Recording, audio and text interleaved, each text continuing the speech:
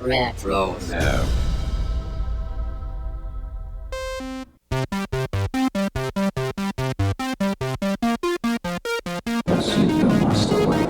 RetroZap.com proudly presents a podcast beyond your experience, beyond your imagination. The DuneCast. With your hosts, Joe Tavano and Rod Johnson. Featuring news, analysis, and discussion of everything in Frank Herbert's Dune universe. And beyond.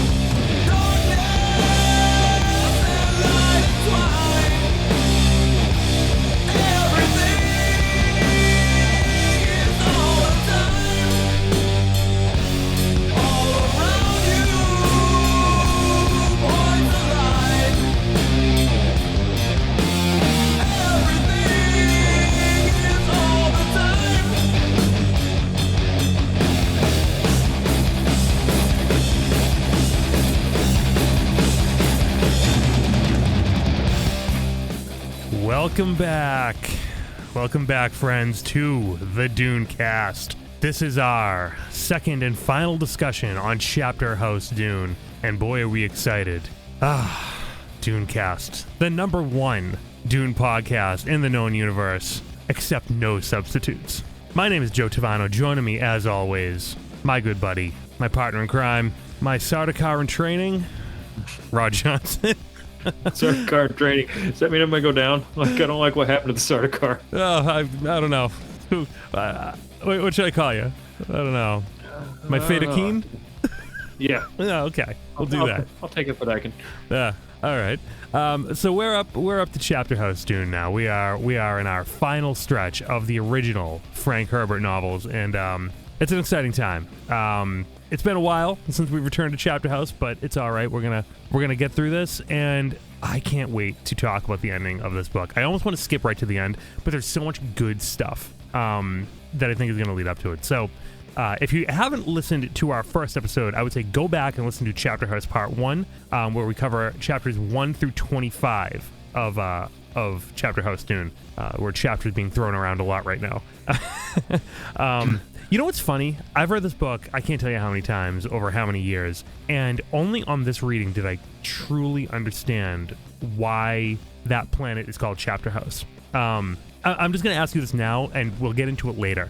But did it occur to you? Was it clear to you why it's called Chapterhouse? Was it clear for you? No. Yeah. Well, there's literally, like, just like Frank Herbert likes to do, there's literally one mention of why it's called Chapterhouse in this book, and I think it's in one of O'Drade's sort of musings about it, and we'll get into it in these in this session. So I'm really excited to get into that because it hit me like a ton of bricks. Oh, that's why they call it Chapterhouse, and it makes total sense. But let's back up here. I'm curious what you think. I'm curious if I'm right. First of all, because it's, you never know if you're right when it comes to Frank Herbert and what his intentions are with a lot of ideas. So let's go back to chapter 26. Okay. And what did you call this chapter? I liked your name for it. O'Drade is away and Belanda will play. Yes, that's about right. So yeah, those are your notes. My notes are Belanda attempts to kill Duncan, Idaho. That's how I started. And that is pretty much what it is. O'Drade is out on her trek across Chapterhouse, which is turning into a desert at this point, and going to see Shiana. And Belanda takes the opportunity to visit Duncan, Idaho, and perhaps kill him. Because she sees him as a threat, and it's she doesn't like what this Ghola could be. Perhaps a Kwisatz Haderach. So yeah, too many unknowns, too many variables that she does not like. No, as a Mentat. Yeah, as a Mentat, and as just pretty much Belanda. Belanda is I would love to see Belanda cast, because you need someone who is just such a huge personality, but at the same, like, very powerful, but at the same time has this vulnerability about her too. I think I see a vulnerability in all her worrying and her fear, like a little, I could almost see like a Kathy Bates almost being. That's exactly what I was gonna say. I was like, are we going too the nail on the head with that? But I really think Kathy Bates is exactly who I was thinking. That's crazy. Yeah. Like if you look at her roles, like she's done similar characters. Yeah, really, I could totally see Kathy Bates' character being Belinda. Interesting. Maybe one day we'll see that. Who knows?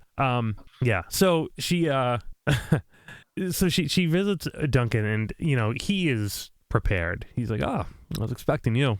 let's talk." It's about time we did this. Yeah, and just like so many fights in Dune, it's not really a fight of fists; it's a fight of words.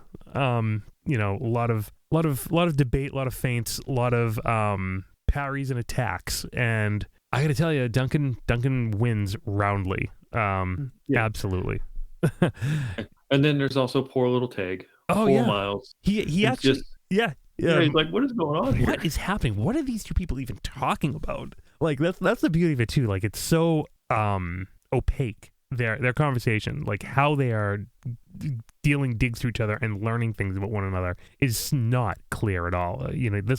We say it all the time. Read these books twice. Read it. When you get to the last word, go right back to the beginning and read it again. You will get so much more out of it than doing it just one time and then wondering what the hell happened. Not only was Teg there as an insurance policy, because Teg would never cooperate with the Bene Gesserit if they kill Duncan. He also sent Marbella away to protect her from a fight, because there's no question that if Belinda tried to kill Duncan, Marbella would kill pretty much everyone. Because let's not forget, she's faster than them all too, and stronger. Yeah. The loyalty in these books, there's Tag's loyalty to Duncan, Duncan's loyalty to Tag, Duncan and Marbella, and Belinda, for all her disagreeing, is still loyal to Odrade. It's just, I don't know. There's so many loyalties and relationships that feed off each other throughout these entire series. There are, and they become more and more intertwined. Especially the Duncan and Miles one later in this book. Oh yeah, it gets weird. What's interesting though, like for all of Belinda's loyalty, she's going rogue right now. This is a rogue mission, and at the same time, they are both fully aware that the Comm Eyes are watching them. So there is theatrics in this as well. They know this is going to be watched, studied, analyzed. So everything they say is not only for their own personal benefit, but is also for. It's almost like having like a social media fight a little bit, like a little bit of a flame war, because they know they're going to be watched and it's going to be reviewed so much. And Duncan throws a lot of stuff at Marbella or at Belinda too. Like, what's going on? Like the witches have a pretty good sized army. Have you thought about how big their army is? The random Atreides abilities, like it's not just prescience. There's Miles sees no ships, and but they don't know that. They don't know that yet.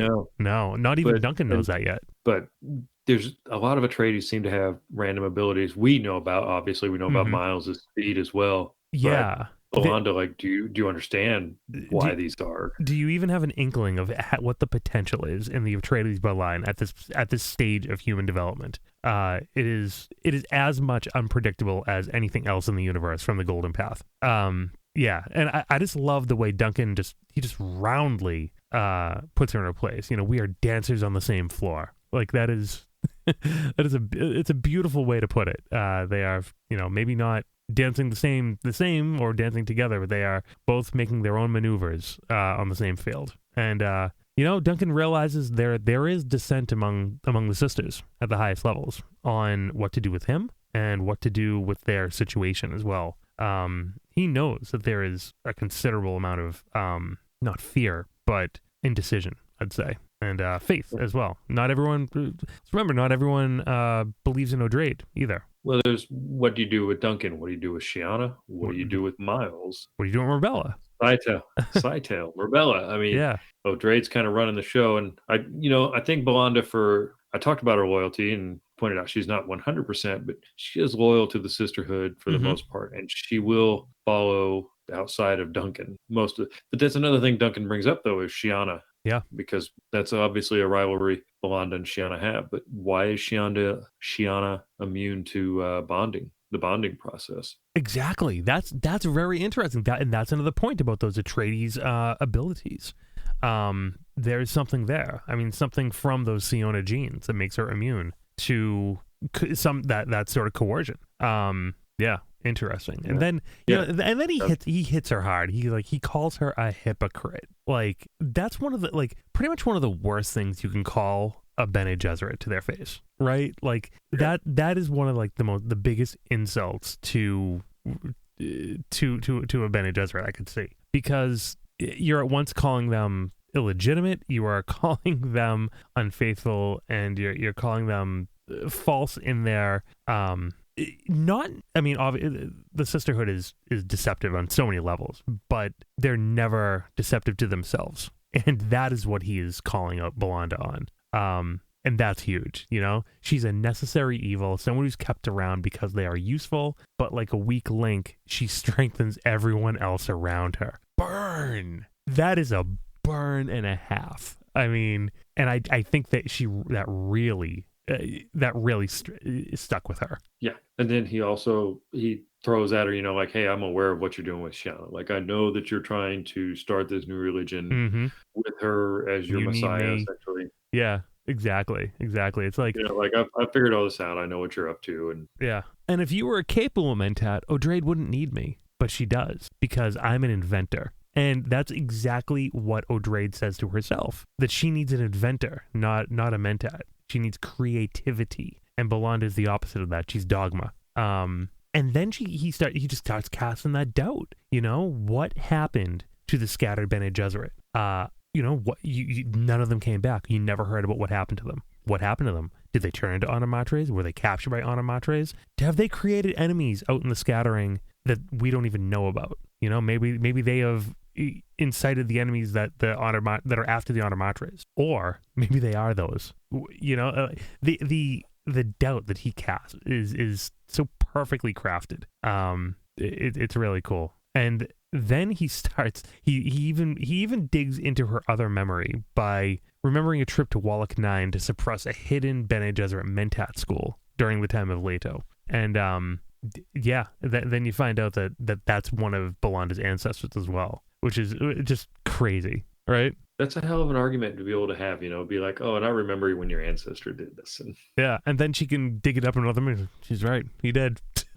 Yeah. Like, oh, damn. That's, very, very intense. And, you know, this is something that I forgot from God Emperor, but, you know, mentats were completely suppressed during Leto's time, you know, except for a few teachers. And that's very interesting, because then she realized how hypocritical she is, because, you know, she realized it's wrong to block him. This guy clearly has considerable mentat abilities, and can be used more creatively and more fully than they have been. And yeah, she gets it. She's like, wow, I guess you're right. I guess I am a hypocrite trying to suppress a mentat. It's wild, you know. And that's not even the end of it. You know, then he's like, do you ever consider the Animatres might be actually relatively small? Might be a small group? He's like, no.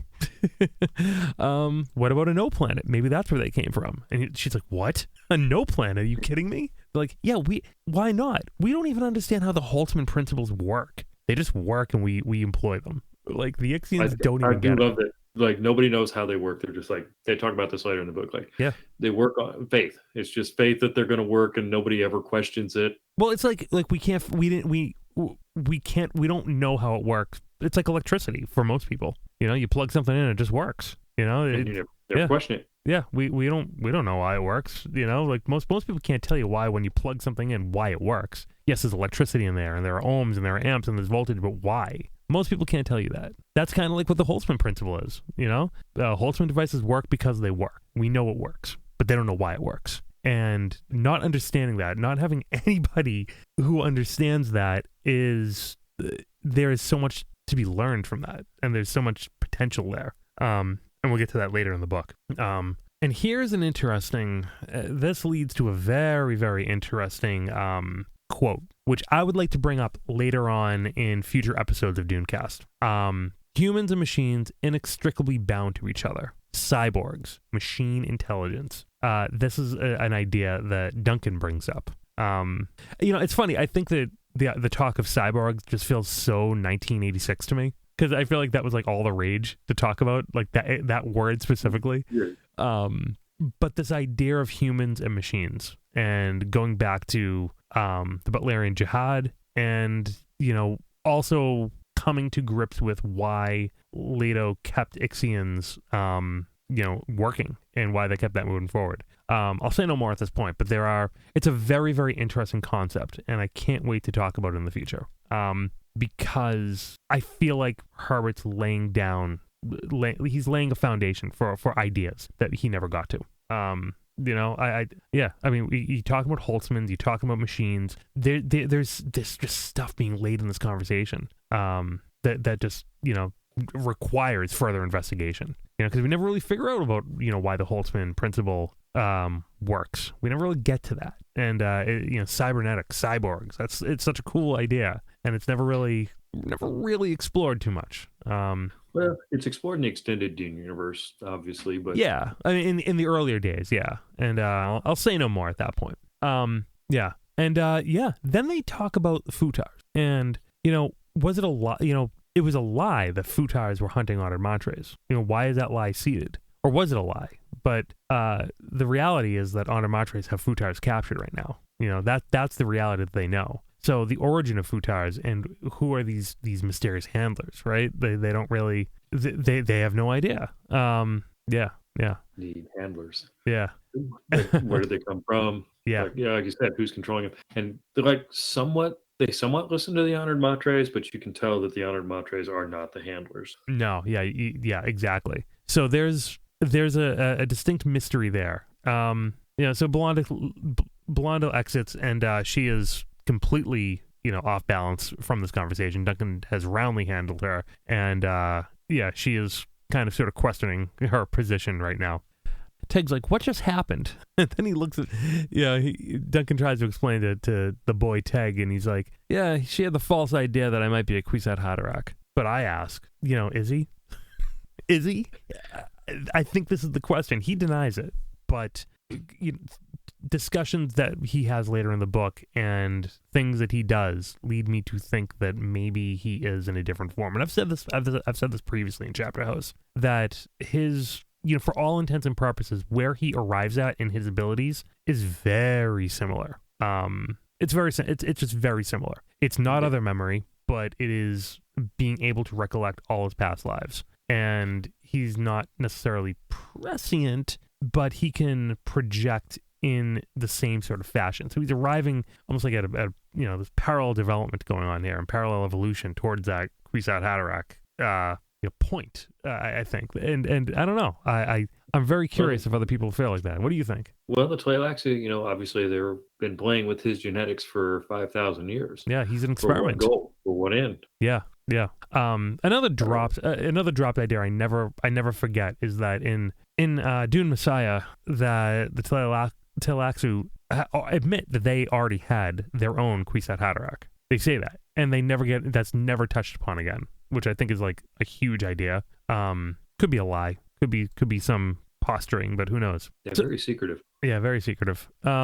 So the result of this conversation is that Duncan is now going to have better access to full information. He's shown his worth, and the sisters are in his school now just as much as Marbella is in theirs. And Duncan will serve as the Bene Gesserit's conscience, much like he was to Leto, which I think is really interesting. That's sort of his function, outwardly at least. And then there's a lot of different talk about the Honor Montre sexual bonding and the effect it might be having on the Bene Gesserit. It's changing them. The knowledge of this and this power is bringing to light new ideas and new thoughts. And then more discussion about Duncan and Marbella. They have a scene, another naughty scene.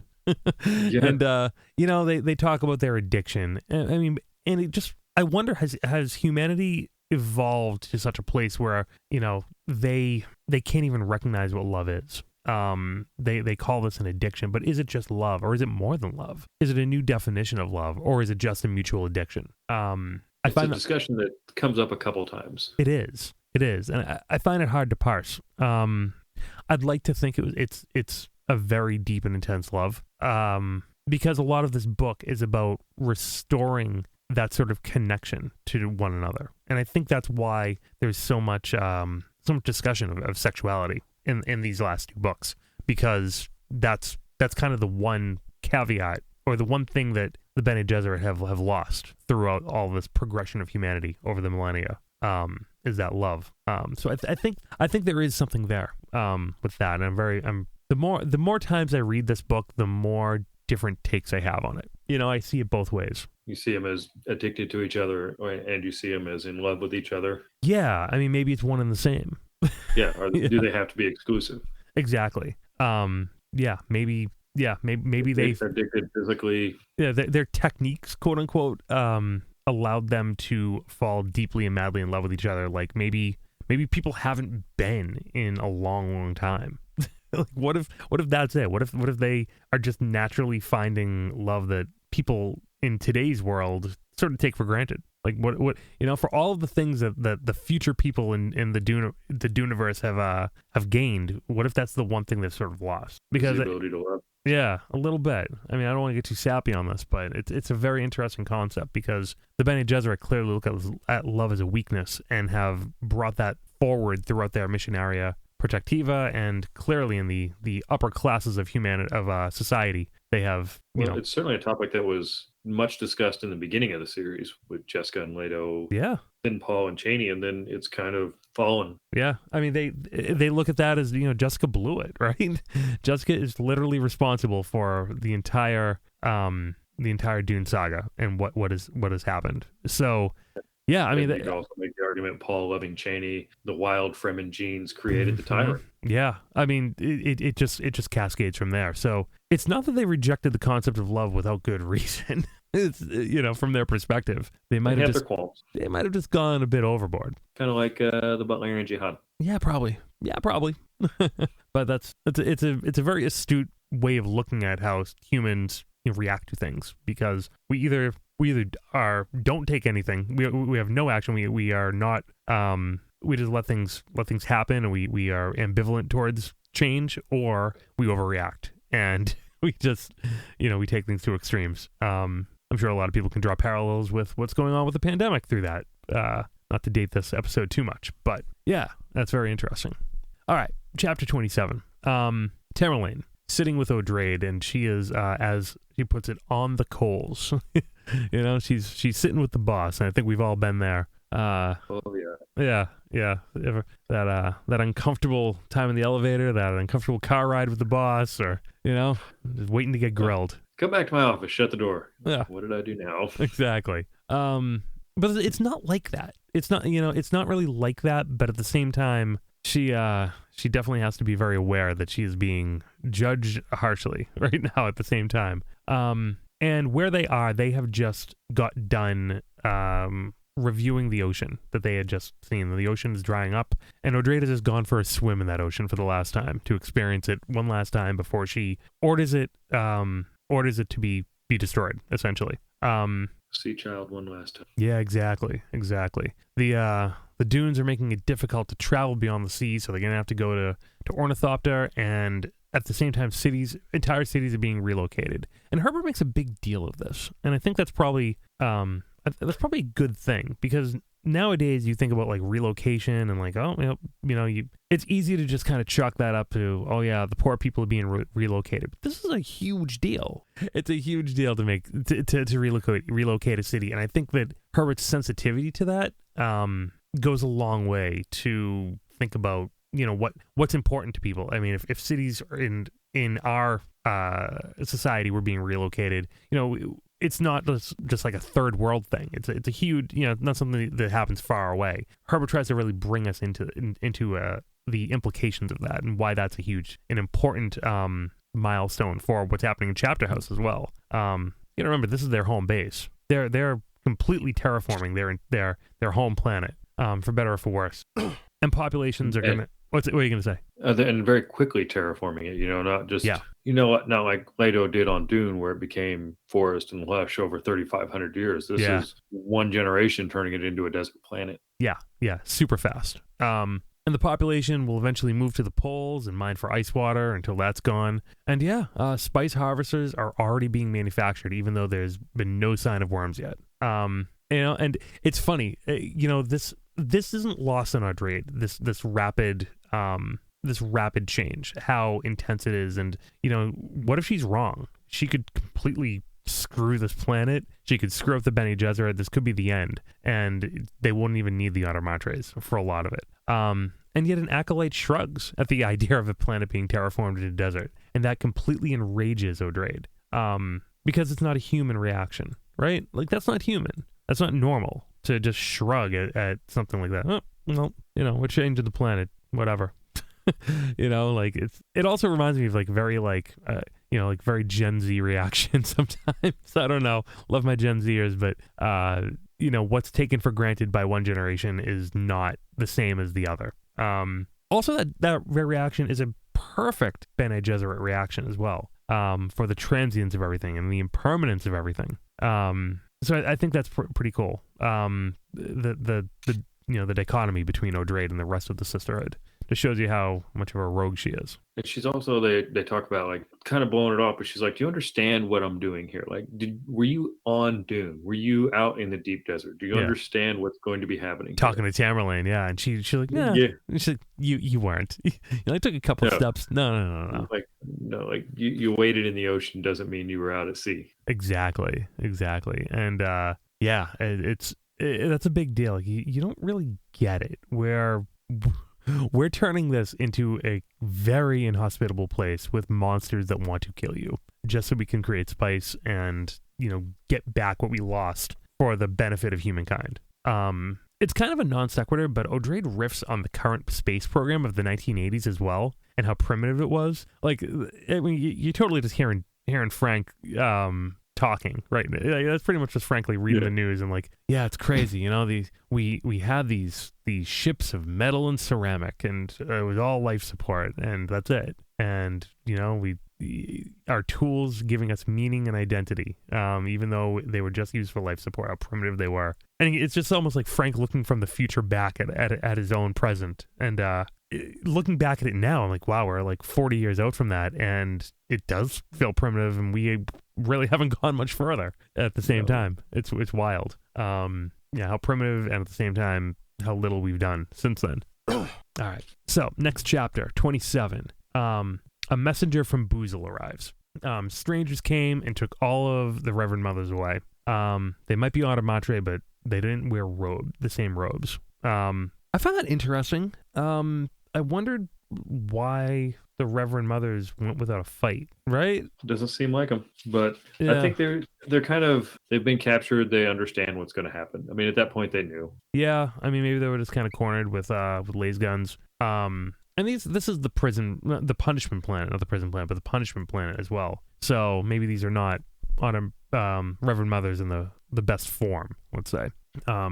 But this is exciting to O'Drade because the Automatres have taken the bait. The plan is in action. That's all we know at this point. And finally, Belanda, you notice that Belanda has changed after contacting her contact with Duncan. When she talks to O'Drade too, she's like very much like mentat, no crap right now. She gives no crap to O'Drade. She just gives her straight answers. She's very clear. She's trying to do her job well. And I think she kind of gets a little more of O'Drade. Yeah, and O'Drade's kind of like, I knew you'd see the usefulness in him. Yeah, you get it now. Yeah, it's good. Yeah. And then, it's almost like Belle's like, yeah, tell Tam I owe her $20. Yeah. There's more. I have to say, I'll give Belanda some credit. She did pick up on a couple of things in that conversation. She kept to herself. There's more to the communication between Duncan and Chiana. They are conspiring. Yep. So she did pick that up. And there's nothing of that in the actual chapter where they talked. So ornithopters arrive. They start flying over the desert towards Chiana. And O'Drade muses a little more. A lot of musing going on. That's all I'll say. Like a lot of just thoughts. A lot of internal dialogue. I mean, it's kind of Frank's sort of last gasp to get a lot of things out before he gets back into the action and wraps up the book. So this is like, we're more than halfway through, and it's sort of his last ideas that he wants to get out there, and then we get back into the action and things sort of escalate real quickly. But there's a mention of why they call Chapterhouse. It's not a name. The Bene Gesserit have taken to not naming things, not giving things interesting or creative names. They're descriptions. It's like Chiana's place is Desert Watch Central. Chapterhouse. The planet is called Chapterhouse, not It's not a name. It's a description. It's a temporary place, just a chapter in a book. That's why it's a chapter house. It's just one chapter in the story of the Bene Gesserit. And it hit me like a ton of bricks when I realized that this time. Oh, what do you think about that? And, you know, it was supposed to be just a chapter, but it's a long chapter. You know, they've been there. How many years did they say? Was it 1500 or was it more? Yeah, I want to say 15. Yeah, like right after Leto, essentially. They went to Chapterhouse from Wallach 9. But they, and they, I mean, 1500 years is how you look at it. That may not be a long time, but even through Heretics, they always said that these places that they reside are not permanent. They will always move on. These will not last. Even when they were talking about their keep on Gamu, like this, it's not permanent. Don't get too attached to it. It's a very Buddhist in that way. But at the same time, they've accepted the impermanence of things to such a degree they won't even name them anymore, and that's probably something lost, right? That's what Dowie O'Drade is criticizing at that point. They couldn't even give it a proper name, like Desert Watch Central. They couldn't even give it a proper name. But then it becomes a name on its own, Yeah. But that's, I always wondered why, like, of all the books, why this book was Chapterhouse : Dune. Like, it's just, I think by thinking of the planet by thinking of the name of the planet as a descriptor and not just a name of a planet, I think that tells a little bit more about the impermanence of the story and how it's changing. And it's turning to Dune at the same time. So they arrive at Shiana's Desert Watch Central, and O'Drade prepares for a meeting. And this is sort of a big deal. This almost reminded me of when Jessica returned to Dune in Children of Dune to meet her grandkids. Like a big meeting. O'Drade hadn't seen Shiana in quite a while. She sort of set herself up as a leader out here as she watches the desert for any spice blow. And she's a pretty big figure in the sisterhood at this point. It's been quite a few years, let's not forget, since Heretics, and she's become a full Reverend Mother, and Shiana is sort of has a bit of a cult around her as well, right? There's a lot of mystique. Yeah. She's training in methods that Marbella has shown her. Yep. She's trying to create men who can do the same thing Duncan did as well, which is kind of wild, and throwing them back at the back of the Animatres, which is like a little guerrilla warfare, I guess, in the grand scheme of things. A little sexual grenade. Yeah, exactly. So then O'Drade notices there's a lot of art in Shiana's quarters. That she has created a girl in front of a worm, which she obviously is her, most likely. She painted that, and then a lot of musings on art, what's offensive aesthetically, etc. And then the point that Shiana is the youngest ever Reverend Mother, well, except for abominations. She's a quiet one, not necessarily shy, just quiet. Someone who takes things in, who listens, perceives more than you may think. So Shiana and O'Drade finally start to talking, and Shiana's very open with her. She's very, there's no deception with what she's trying to say. They talk about Duncan, about providing him info. But O'Drade is thinking to herself, what wild powers does Shiana have? She can control the worms, right? What else can she do? Yeah. She's immune to, impervious to the bonding. We're starting to find a lot of people with Atreides genes who have different abilities. And she's well outside their breeding program, so they can't trace her lineage back. Yeah. To try and pick. Well, she was from the Siona line. She can trace it back that far, at least. But it's wild, right? It's a wild. This wasn't a she wasn't part of any breeding program, so it's she's just a wild genes out there, just kind of doing what they do. So what else could be wild out there too? Very, very interesting. And then finally, Shiana's shocked at being asked to be on the council. She wasn't prepared to lose her privacy and her solitude, and what that could possibly mean for whatever conspiracy she is working on with Duncan. Which we know what that is at the end of the book. But yeah. Then there's some talk that Shiana might be able to imprint Teg to restore his memories, quote unquote imprint. Yeah. And it's all a feint. Shiana's hiding that she knows how to reactivate the no-ship prison and defuse the mines Belanda put in it. That is the last line of the chapter. Like, yeah, all this talk is fine, but Shiana is hiding a lot more than what she is telling truth for. She discovered how to, like, they're gonna steal the ship. Duncan and her are gonna steal the ship. She knows how to reactivate. She's figured it out. Well, I was gonna say, part of the reason O'Drade wants her there too is these sandworms. If the sandworms come back, they want Shiana nearby. You know, she doesn't want to have to make this trek out to the deep desert. Yeah. The Desert Watch Station, you know, you need her nearby. Also, that's true. The whole not completely sure what Shiana's up to. Let's keep her nearby so we can keep an eye on her. Yeah, O'Drade wants to pull her a little closer.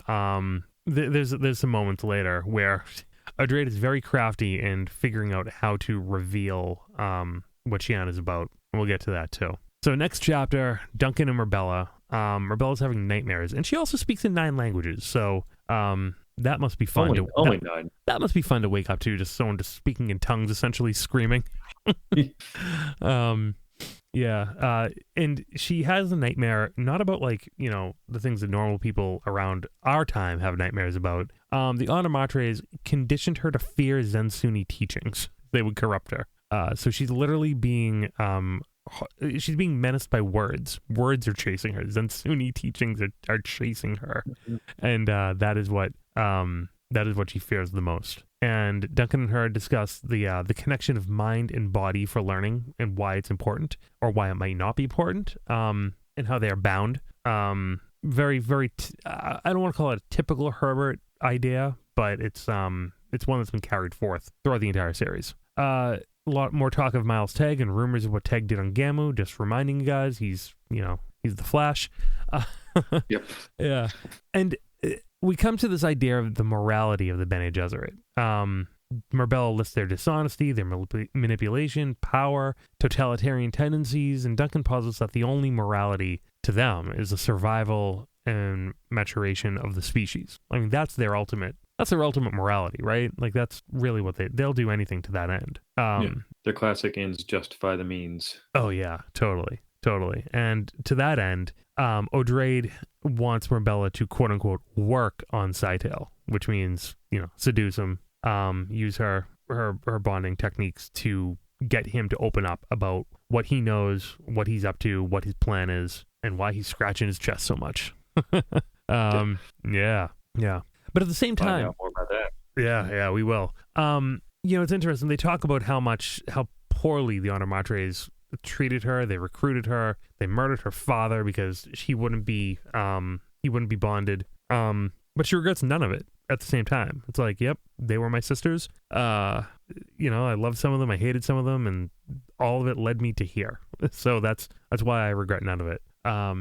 Yeah. I am who I am now because of my experiences. Yeah, I don't know. It's a little stubborn if you ask me. I mean, they're pretty terrible, but the Bene Gesserit in a lot of ways can be pretty terrible too. So Marbella chooses that her oaths to the Bene Gesserit will be nothing more than words, just like they were towards the Animatres. In the end, she chooses personal freedom, that's pretty cool. After she takes the spice hanging, we'll see how that plays out. Yeah, I was getting ready to say, we'll see how that goes. Yeah. I mean, you know, best of intentions. Yeah, exactly. Everyone has a plan until they get punched, right? Is that the phrase? Yeah. Yeah. Once Marbella finally goes into that spice agony, a lot of things change. Next chapter, O'Drade.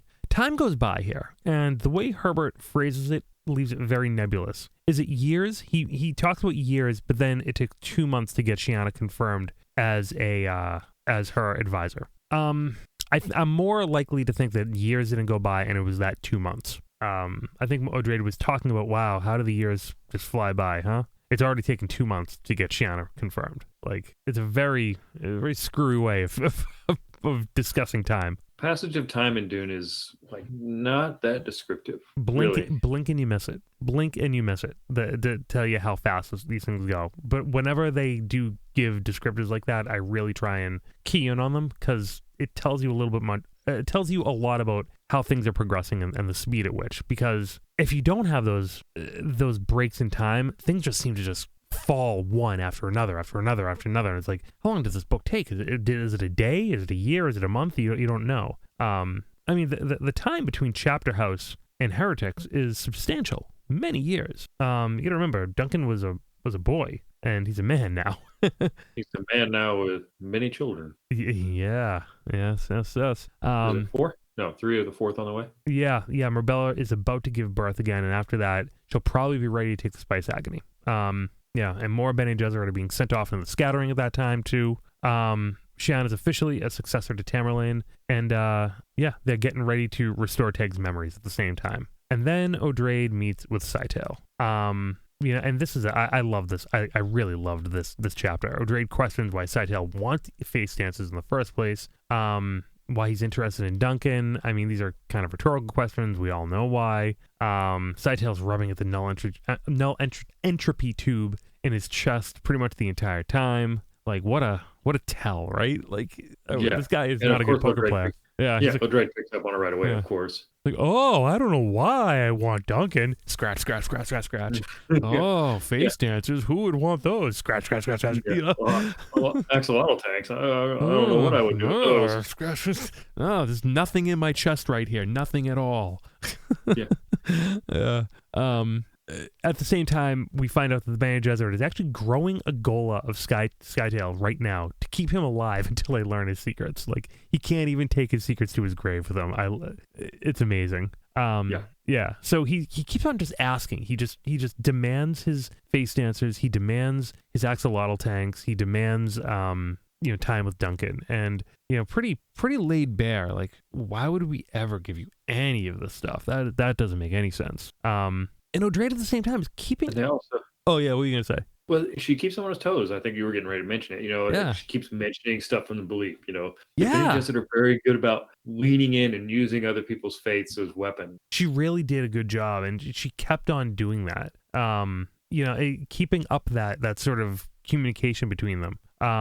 More of what they did in Heretics. Yeah. And at the same time, he feels like he has a good bargaining chip above them because he has knowledge. And he's like, you still really don't know how to use the axolotl tanks as well as I do. And I can give you more information if you just got to give me a little bit of what I want. And then Belanda sends an urgent hologram. Shiana has seen spice blow in the desert. Sandworms live again. Thousands of them. And yes, Shiana can control them. Mic drop. Scytale now has no more bargaining chips. Yep. And at that point, OJ suggests that they should partner closer for survival with Scytale. So at that point, it's more about their common quote unquote belief than it is about a bargaining deal, which is a great way to play Scytale into their hands, right? Yeah. Yet they still don't really know that they have that null entropy tube. I can't say that word. Is that's there, and that could be such a God. Can you imagine if the Bene Gesserit found out about that? Like, oh yeah, I have Leto, Paul, Danny, I have them all. They Yui. Would be Jessica. They would be. I think they would be terrified. I think they would absolutely lose it. Right? They would want to destroy that immediately. Yeah, it's amazing that they sat on this for 5,000 years. Like, they've had the DNA material. Yeah. Like, even for Leto and Ganima, they've got that. They got it all. They got it all. But they've never done it. They've never brought them back, to our knowledge. Yeah. To our knowledge. Yeah, there could have been other Gholas in the past that have led them to develop, perhaps this Duncan Idaho Ghola, right? There could be stuff in there. I mean, he was able to. The things he was able to remember from his past Ghola lives, even the gaps. I mean, he got it all. I mean, how is that possible, right? There has to be something different about him. So this chapter wraps up with a talk of cybernetics again. A symptom that the Sisterhood is extremely desperate to keep their numbers alive. They would even resort to cybernetics to, keep their ranks up instead. Yeah, I mean, I think that the story, the actual story point was that a sister was injured, and Odrade's command was to cyborg her.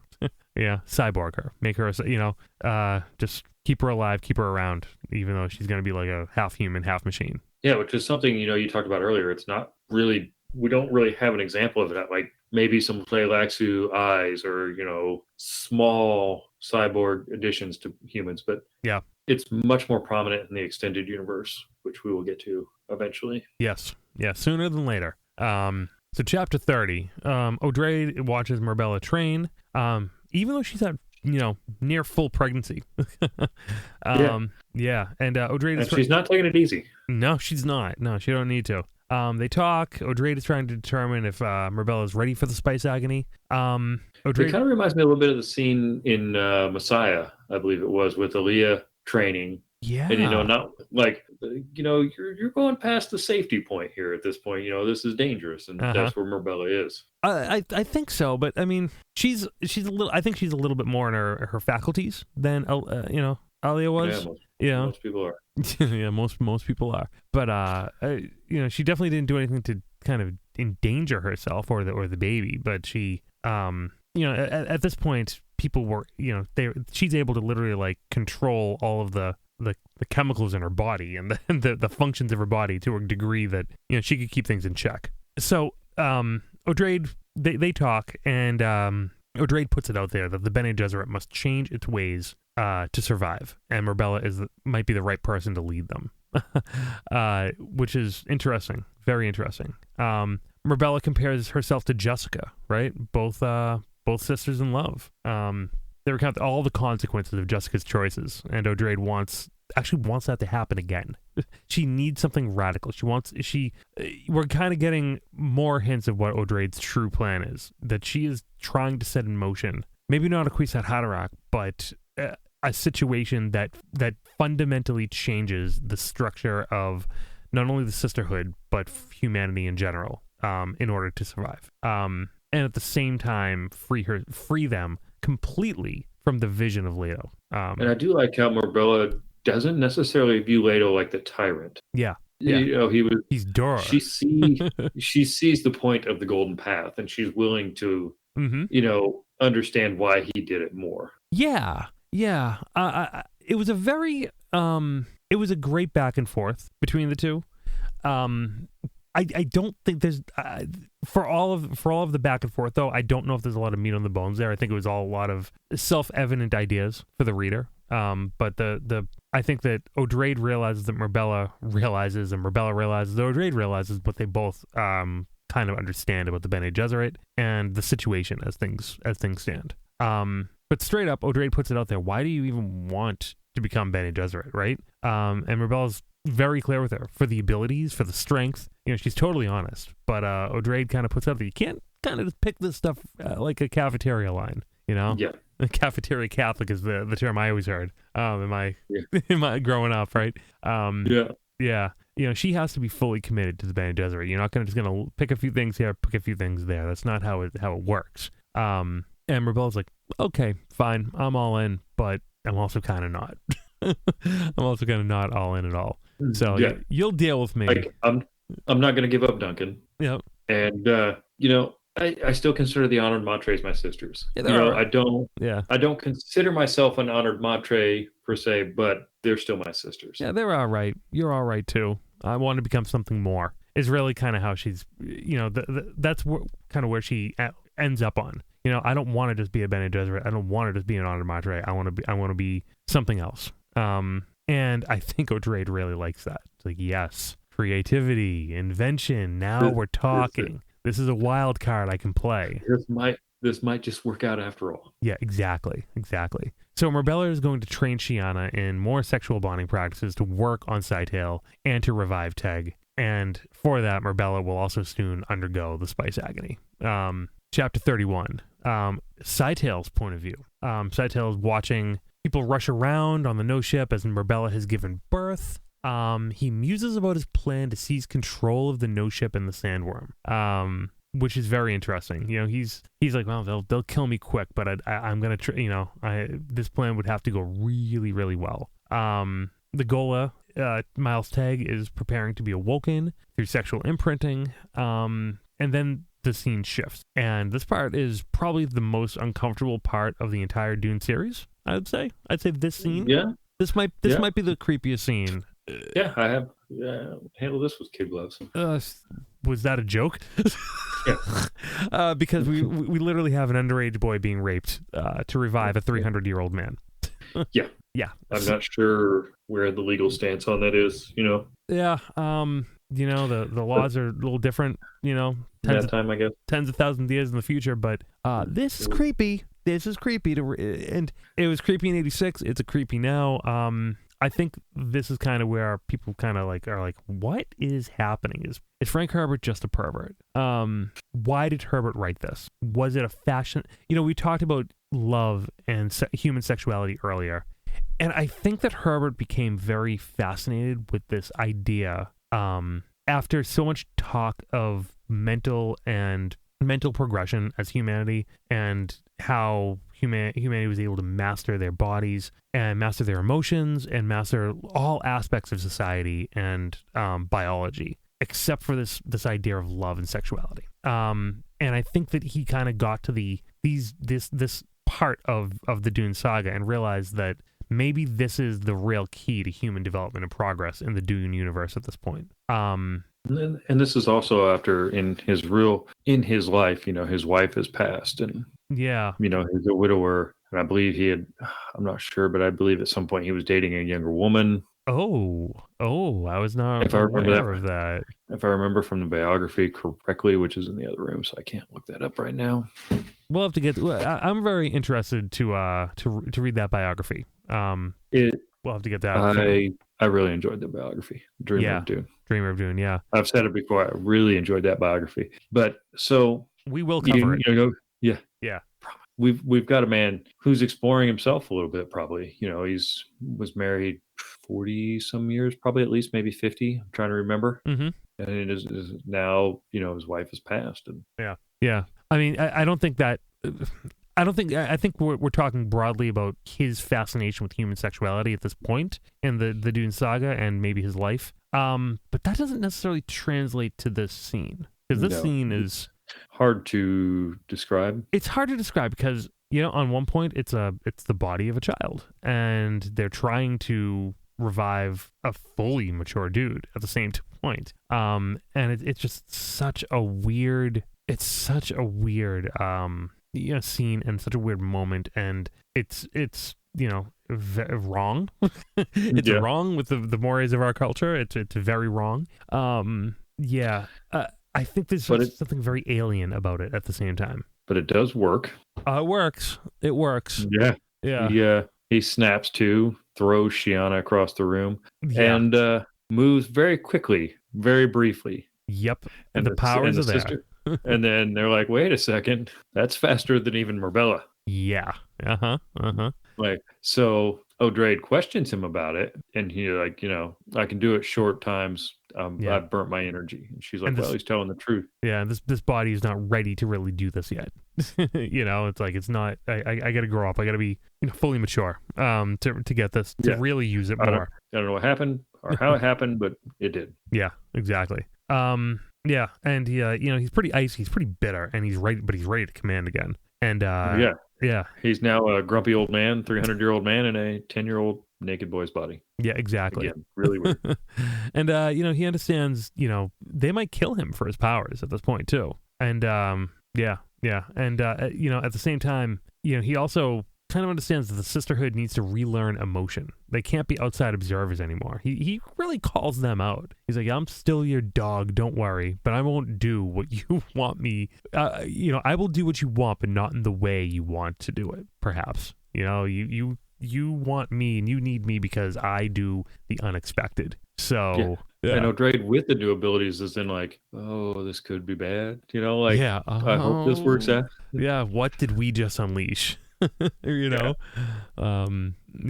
is, and I do love the old saying that they use, when they're talking to each other, and scars conceal more than they reveal. Yeah, and Jack says, well, some scars reveal more than they conceal. That's true. And it's kind of funny how they were like, hey, sorry we had to revive you this way. That's kind of messed up, right? Like everyone sort of acknowledges how messed up it is. At the same time, it's like, sorry.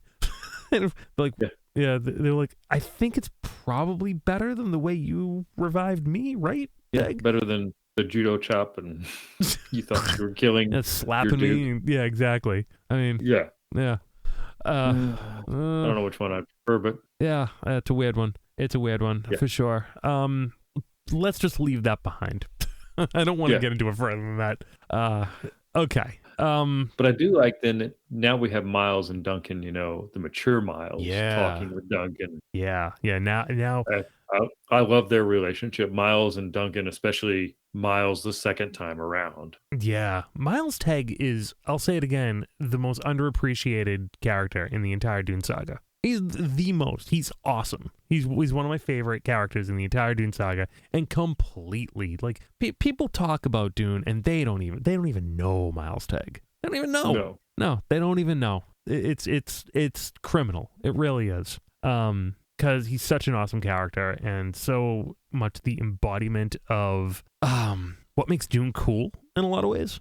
He's in the same vein as, a Paul or a Leto in his best, or a Duncan, just these really cool heroic characters that just, but because he's in the later books, not many people get to him. Or they don't really get it. A lot of people kind of stop at God Emperor, which is disappointing. Yeah. That they stopped, not the book. I love the book. Oh, yeah, I think we're all pretty clear on that one. Just want to make sure, no hate mail. Oh, yeah, no, probably my favorite of all of them. All right, so. But they start having this Mentat discussion. Yes, now when we were talking about Duncan perhaps talking about, Kwisatz Haderach and how he's not one, they start really talking about, what Mentats really do. Like, it's like, behind closed doors, this is how Mentats talk to each other, right? Mind at the beginning. We've heard that phrase before. What we really are talking about is remembering how you were born. Not just how you were born, but the actual mental state you were in when you were born. Like, probing deep into your memory as possible. Tapping into infinity is a phrase that they bring up. Tapping into infinity. Like, this is sounding very much like when Paul took the water of life. I'm sorry. This sounds like that quite a bit, and how dangerous it is. You can lose yourself forever, become a vegetable. These are the terms that are in the book. The Hall of Infinite Mirrors. Yes, that's right. Right. And the importance of names and titles. To ground yourself and bring yourself back. I'm more than a Bashar. Yes. Yeah. Exactly. They define it's not other memory. It's not other memory, but these Mentats have tapped into infinity and come out with higher powers of not only computation or mental acuity, but I think with Duncan and Tegg, it's something even more special. And then they start thinking, like, is it possible? Could we be potential Kwisatz Haderach? Yeah. They kind of just shrug. They're like, yeah, maybe. Maybe if we go back there, maybe we can. Who knows? And I like how Duncan is like, they're having this conversation. Duncan knows they're recording. He's like nervous about it. And Miles is like, yeah, whatever. I know, he's right. He's like, yeah, catch me if you can, guys. Yeah. Yeah. Like you said, you got to love Miles. He's just, I am who I am. I'm going to do what I'm going to do. You're either going to let me do it or you're going to stop me. Yeah. All right. Like, you don't like it, stop me. Otherwise, I'm going to do it.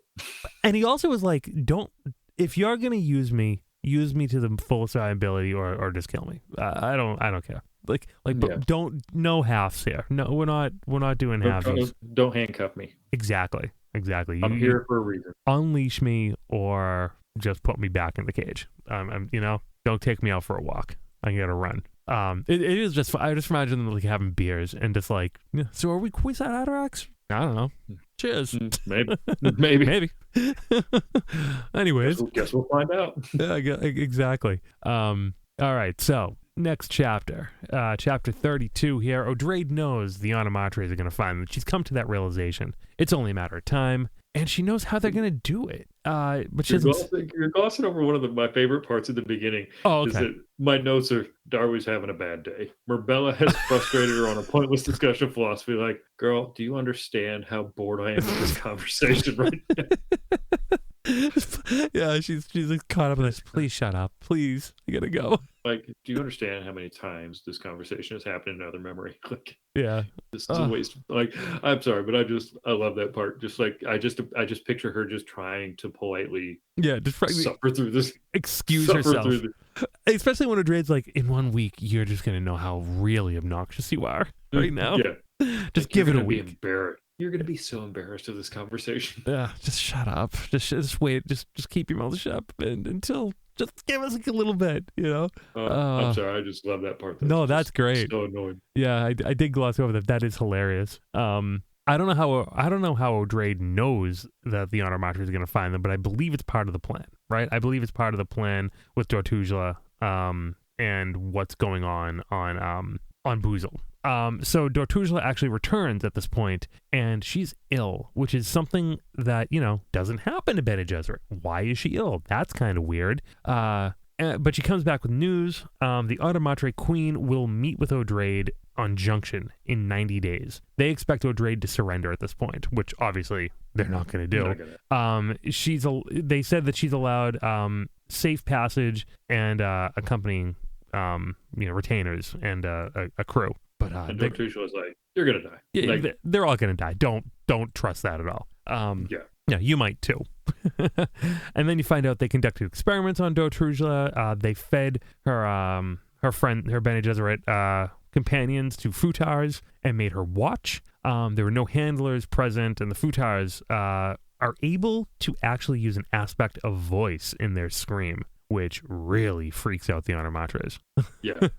Well, it should freak out everybody. It should really. Yeah. The futars are kind of a horrifying creation. Catmen people. Yeah, they eat humans. Yeah. Yeah. Catmen that eat people and can scream, like using voice. Yeah, that's pretty messed up. There's another part in this where it's just classic Bene Gesserit. Like, oh, what about the sisters that were with you? And she just like taps her forehead. She's like, I've got them all here, and they're all here. Got them. They told me they were gonna murder one by one until I talked. Okay.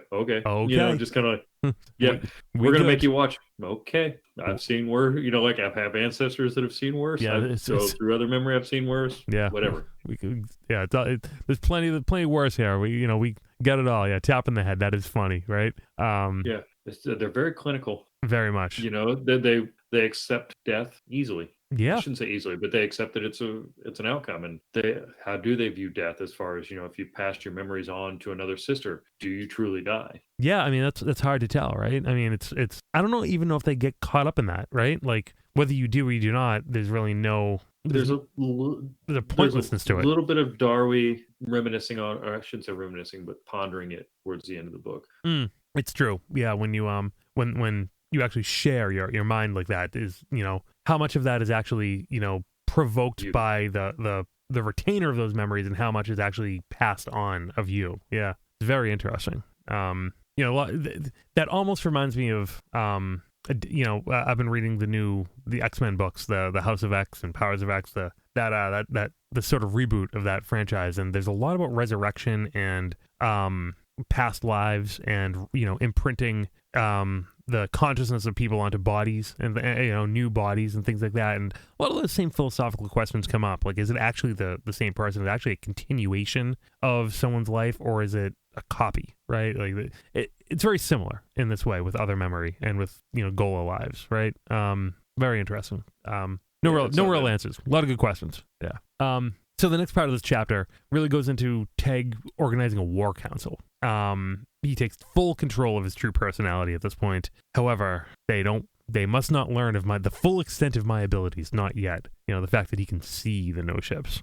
And that's pretty cool. Like he's let them kind of know, like some of them know about his ability to move as quickly as he does. Yeah, those rumors got out. Ship. Yeah, he's like, well, you saw me do it. That cat's out of the bag. Yeah. But he can physically see them. Like I always think of it like Neo in the Matrix can actually see everything, even though when he's blind, right? Yeah. That's one thing I almost forgot about, that ability of Teg, that he could actually see all of the no ships, even though they're shielded. So the plan is for Teg to feint an attack on Gamu at Strike on Junction.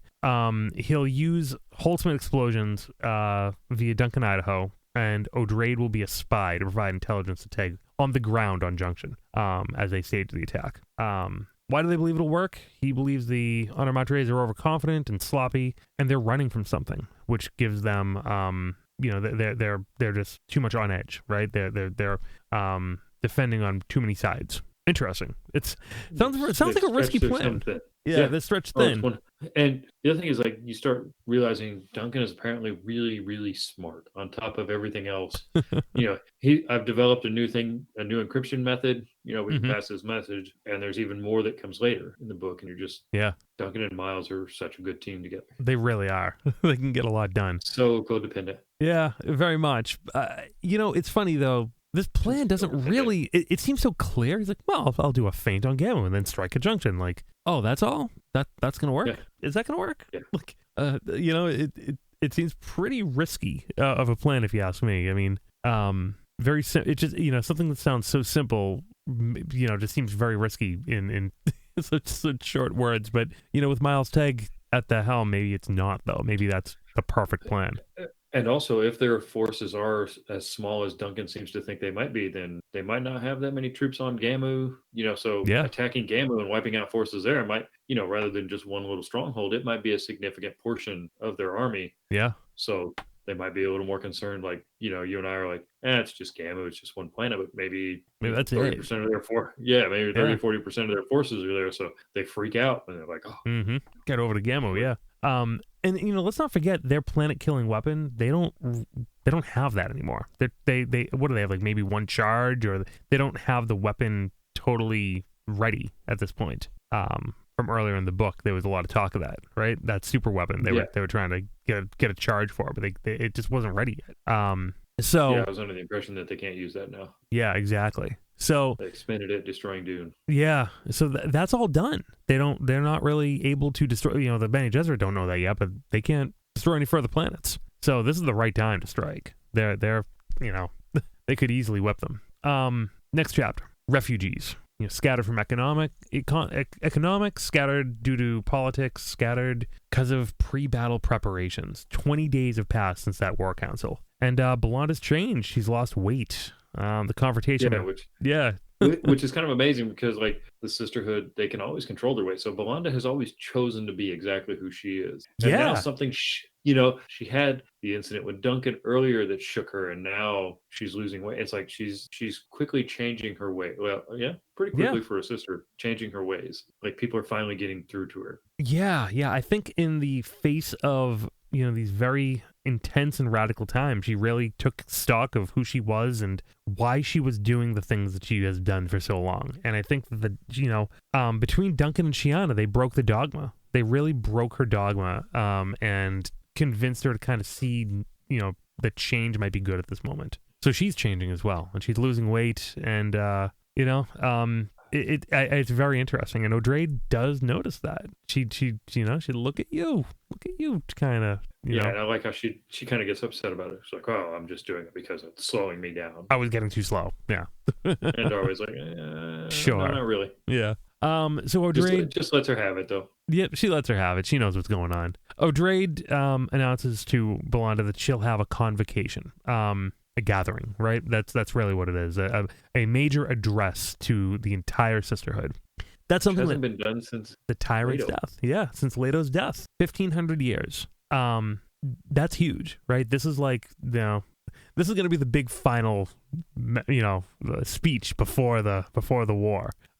Duncan has freedom to leave the ship as well. And Belanda's just shocked at this, that the convocation is going to happen. Like, really? It's like, it's my right. I can do it. And it's important, right? And then O'Drade watches a seabird capture and eat a desert animal. And at that point, she realizes humans can and will adapt to new paradigms. And they have to survive. They have to. It's a huge. This is a huge point, because I think she was a little bit on the fence, and a lot of emotions have been running high with her plan and what she needs to do to beat the Automatres, and she knows that it's very radical, but I think this really reassures her that it's going to be okay, and she's on the right path. And she decides that emotional restrictions in the Bene Gesserit will be lifted. Love being inherent to the human experience, right? Belanda, for all her changes, is... Oh, yeah, what are you going to say? I was like, that's such a huge... I mean, you kind of gloss over it there, but that's a huge thing for the Bene Gesserit. Huge. It's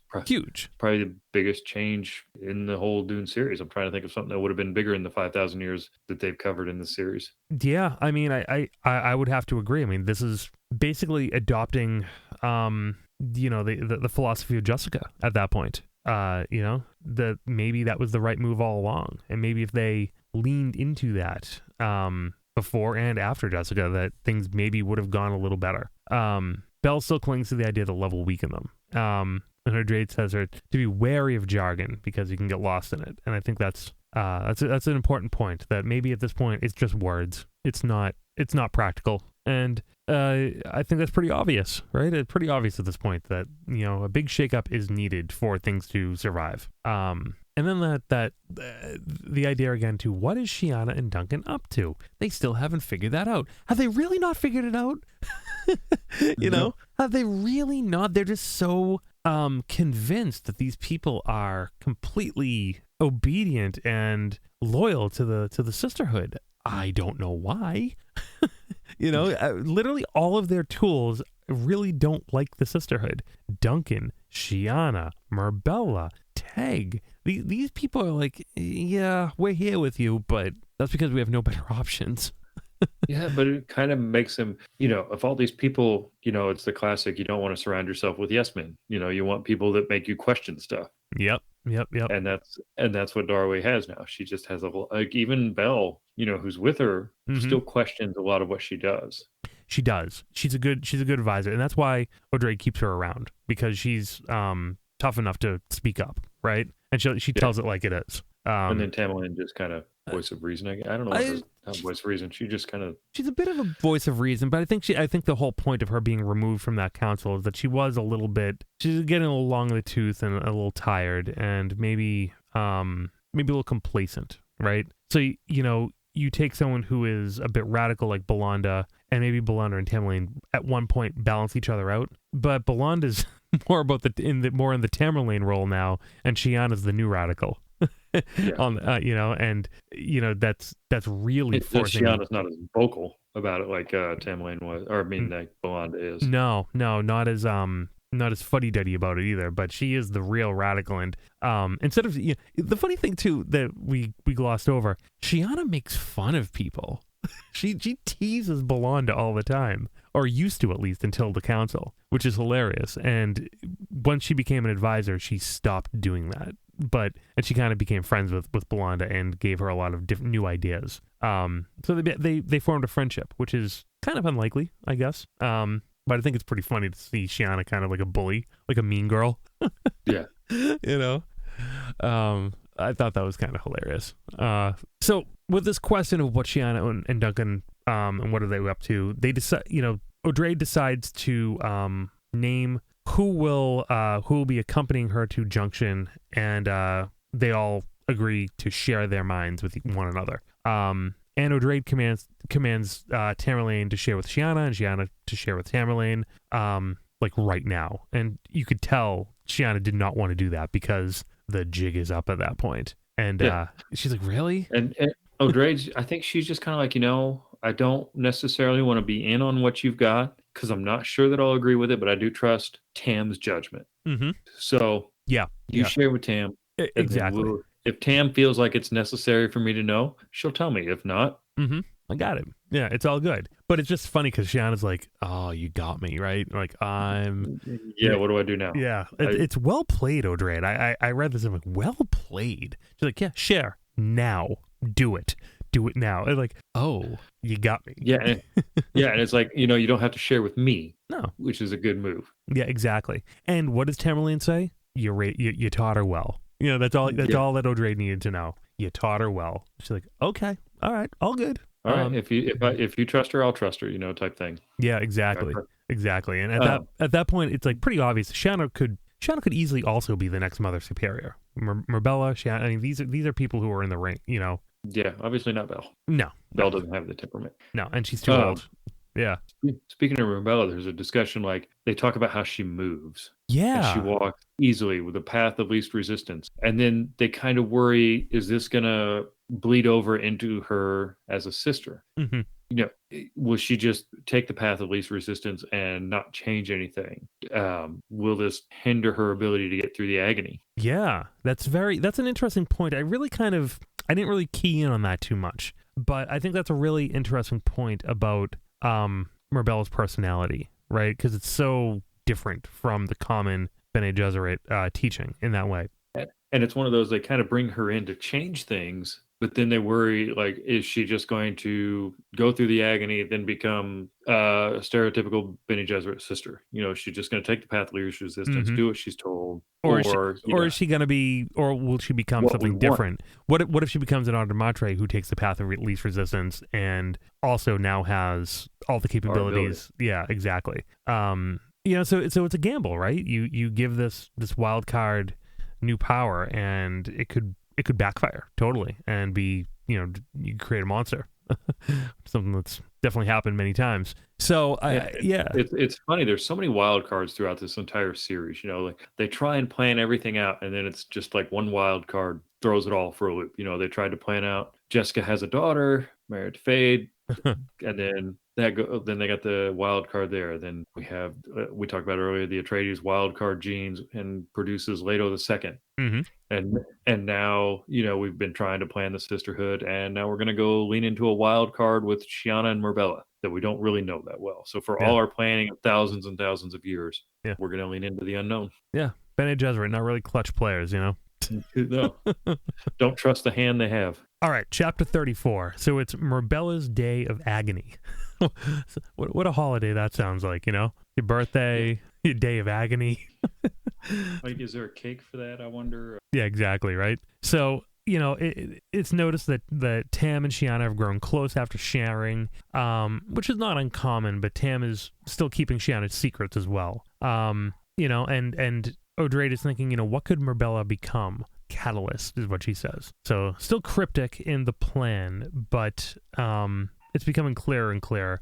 You know, I feel like Herbert is at his peak of weaving the mystery of a plan in this book. I feel like in earlier books where, you know, the plan is revealed in like in Heretics, everything comes together so fast and you're like, what the hell just happened? This book is just, it's weaved through so methodically that you find once the plan is revealed, it's obvious in such a, you know. I remember the first time I went through this book, and I didn't discover these books till I was older, but I did not expect join. I fully expected them to go to white. Yeah, you know, I did find that to be a bit of a surprise myself. Spoiler. Yeah, well, we're getting there. If you guys haven't finished Chapterhouse by this point, you probably should. Yeah, so, you know, Odrade starts to muse a little bit more about, and she thinks back to her adventure on Dune in Heretics, you know, and she wonders, you know, did she create this threat by her fears, you know, deep in that siege in Dune, Siege Tabor? You know, what is, you know, where is the beginning and the end of this? You know, she's committed herself to freeing humanity and the Bene Gesserit entirely from Muad'Dib and the Golden Path of Leto. But, you know, what will that require? How far will she really go? Will she actually go through with her plan to make that happen? Yeah, and that's kind of what she's grappling with right now. And at the same time, Marbella, what were you going to say? You had some thought on that? I was going to say, I love the where she talks about time as like a river flowing. Yeah. You know, a map shows you how the river flows. Well, it shows you where the river flows, but it doesn't show you the minutiae or the fine points of the river. It's true. So, you know, taking the 5,000 foot view, it's always obvious where it's all going. But, you know, those little steps in between the rocks and the eddies, you know, she's currently taking. Exactly. You know, that's always the complicated part to navigate. Very poetic. You gotta wonder how much. It sounded like Frank Herbert might have been doing a lot of water rafting around this time in his life. Maybe a little bit of kayaking. I'm not sure. He said he had that young girlfriend. He did a lot when he was younger, but I don't know. Yeah, coming back to it maybe. I think he was living on Hawaii at this time. Oh, look at that, huh? He was in Hawaii. Wow, not bad, Frank. Yeah. So your dog Ganima is barking in the background. If you guys hear that, don't worry about it. Pay no attention to the. I've tried to calm her down a couple times. But... It's all right. So. So Marbella questions her addiction to Duncan. You know, is it love? Is it something more than love? You know, the Bene Gesserit are telling her that love weakens her, but she doesn't feel weakened. She feels strengthened. And all this is before her, you know, she takes the water of life. So, we'll see where that all goes. But she even has this question like, is it love? Yeah. Like, is this what I feel? She's like, I don't know that I love him. I know that I like around him. I feel stronger with him. I'm addicted to him. And this is kind of my point. Does humanity even understand what love is anymore? Do these groups who are guiding humanity understand it? And I'd say no. I'd say no, they don't. Maybe humanity does, but these groups that were supposed to guide humanity have become too separated. The Honored Matres and the Bene Gesserit, they're too separated from this core common concept of the human experience. Which is very interesting. And we'll see what happens to her after she takes the spice agony, of course. So Shiana and Tamerlane will wait with Duncan while Marbella undergoes the ritual, which is for his protection as well as hers. So Marbella takes the spice essence and she meets her guide through the agony and sees her ancestors and comes to the realization that there are no innocents in history, and sees the atrocities that have been committed throughout her ancestors' history. Returns from the agony. It's funny, there wasn't a lot of depth really there. I feel like that was about it. There wasn't much. I mean, I do like the idea, the whole guide. Like one ancestor that's like, I'm here. I'm gonna get you through this. But it's been done before, right? Like we've seen that before already. So I don't know. I was kind of expecting something a little bit more from Marbella's journey, into herself, which we hear about afterwards. We hear about what she learned afterwards, but I kind of felt like that would have been the place for a lot of revelation that we didn't get until later. I don't know. But Frank's it's kind of like George Martin did later. Yeah. Some of the stuff happens off chapter. Not, I guess off screen is a term when you're watching on TV, but sometimes stuff's revealed to you after the. Yeah. It happens off the page, and then you piece it together afterwards, which is interesting. So she survives, and she wakes questioning if she still loves Duncan. She's a reborn person. It's kind of crazy. You go down, you drink a drink, and you go into a trance, and you wake up, and you don't even realize if you're in love anymore. I think one of the things they talked about, which is definitely something I could see people doing, is when she comes out of it and she's got her other memory, spends all this in other talking bands. Yeah. And it's definitely something that I can see almost like anybody that goes through something like this. You've got this wealth of knowledge now.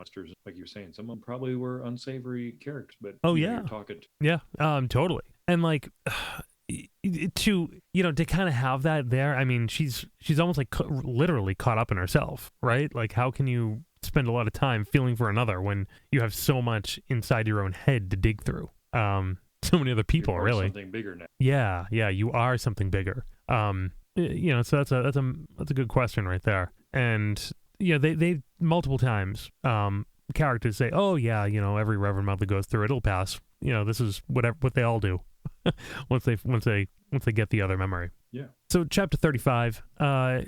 We did get one big reveal there. Oh yeah. What's that? The fish speaker. Yeah, I thought that came later. It came later that they confirm it, that fish speakers and Bene Gesserit, radical Bene Gesserit joined together to create the Honored Matres. I think it was Bene Gesserit in extremis. That's in chapter 35. Marbella confirms that the fish speaker democracy became Honored Matre autocracy based on her lineage. The tyranny of the minority under the mask of majority. Wild, huh? Sounds like Trumpian America, which we just endured.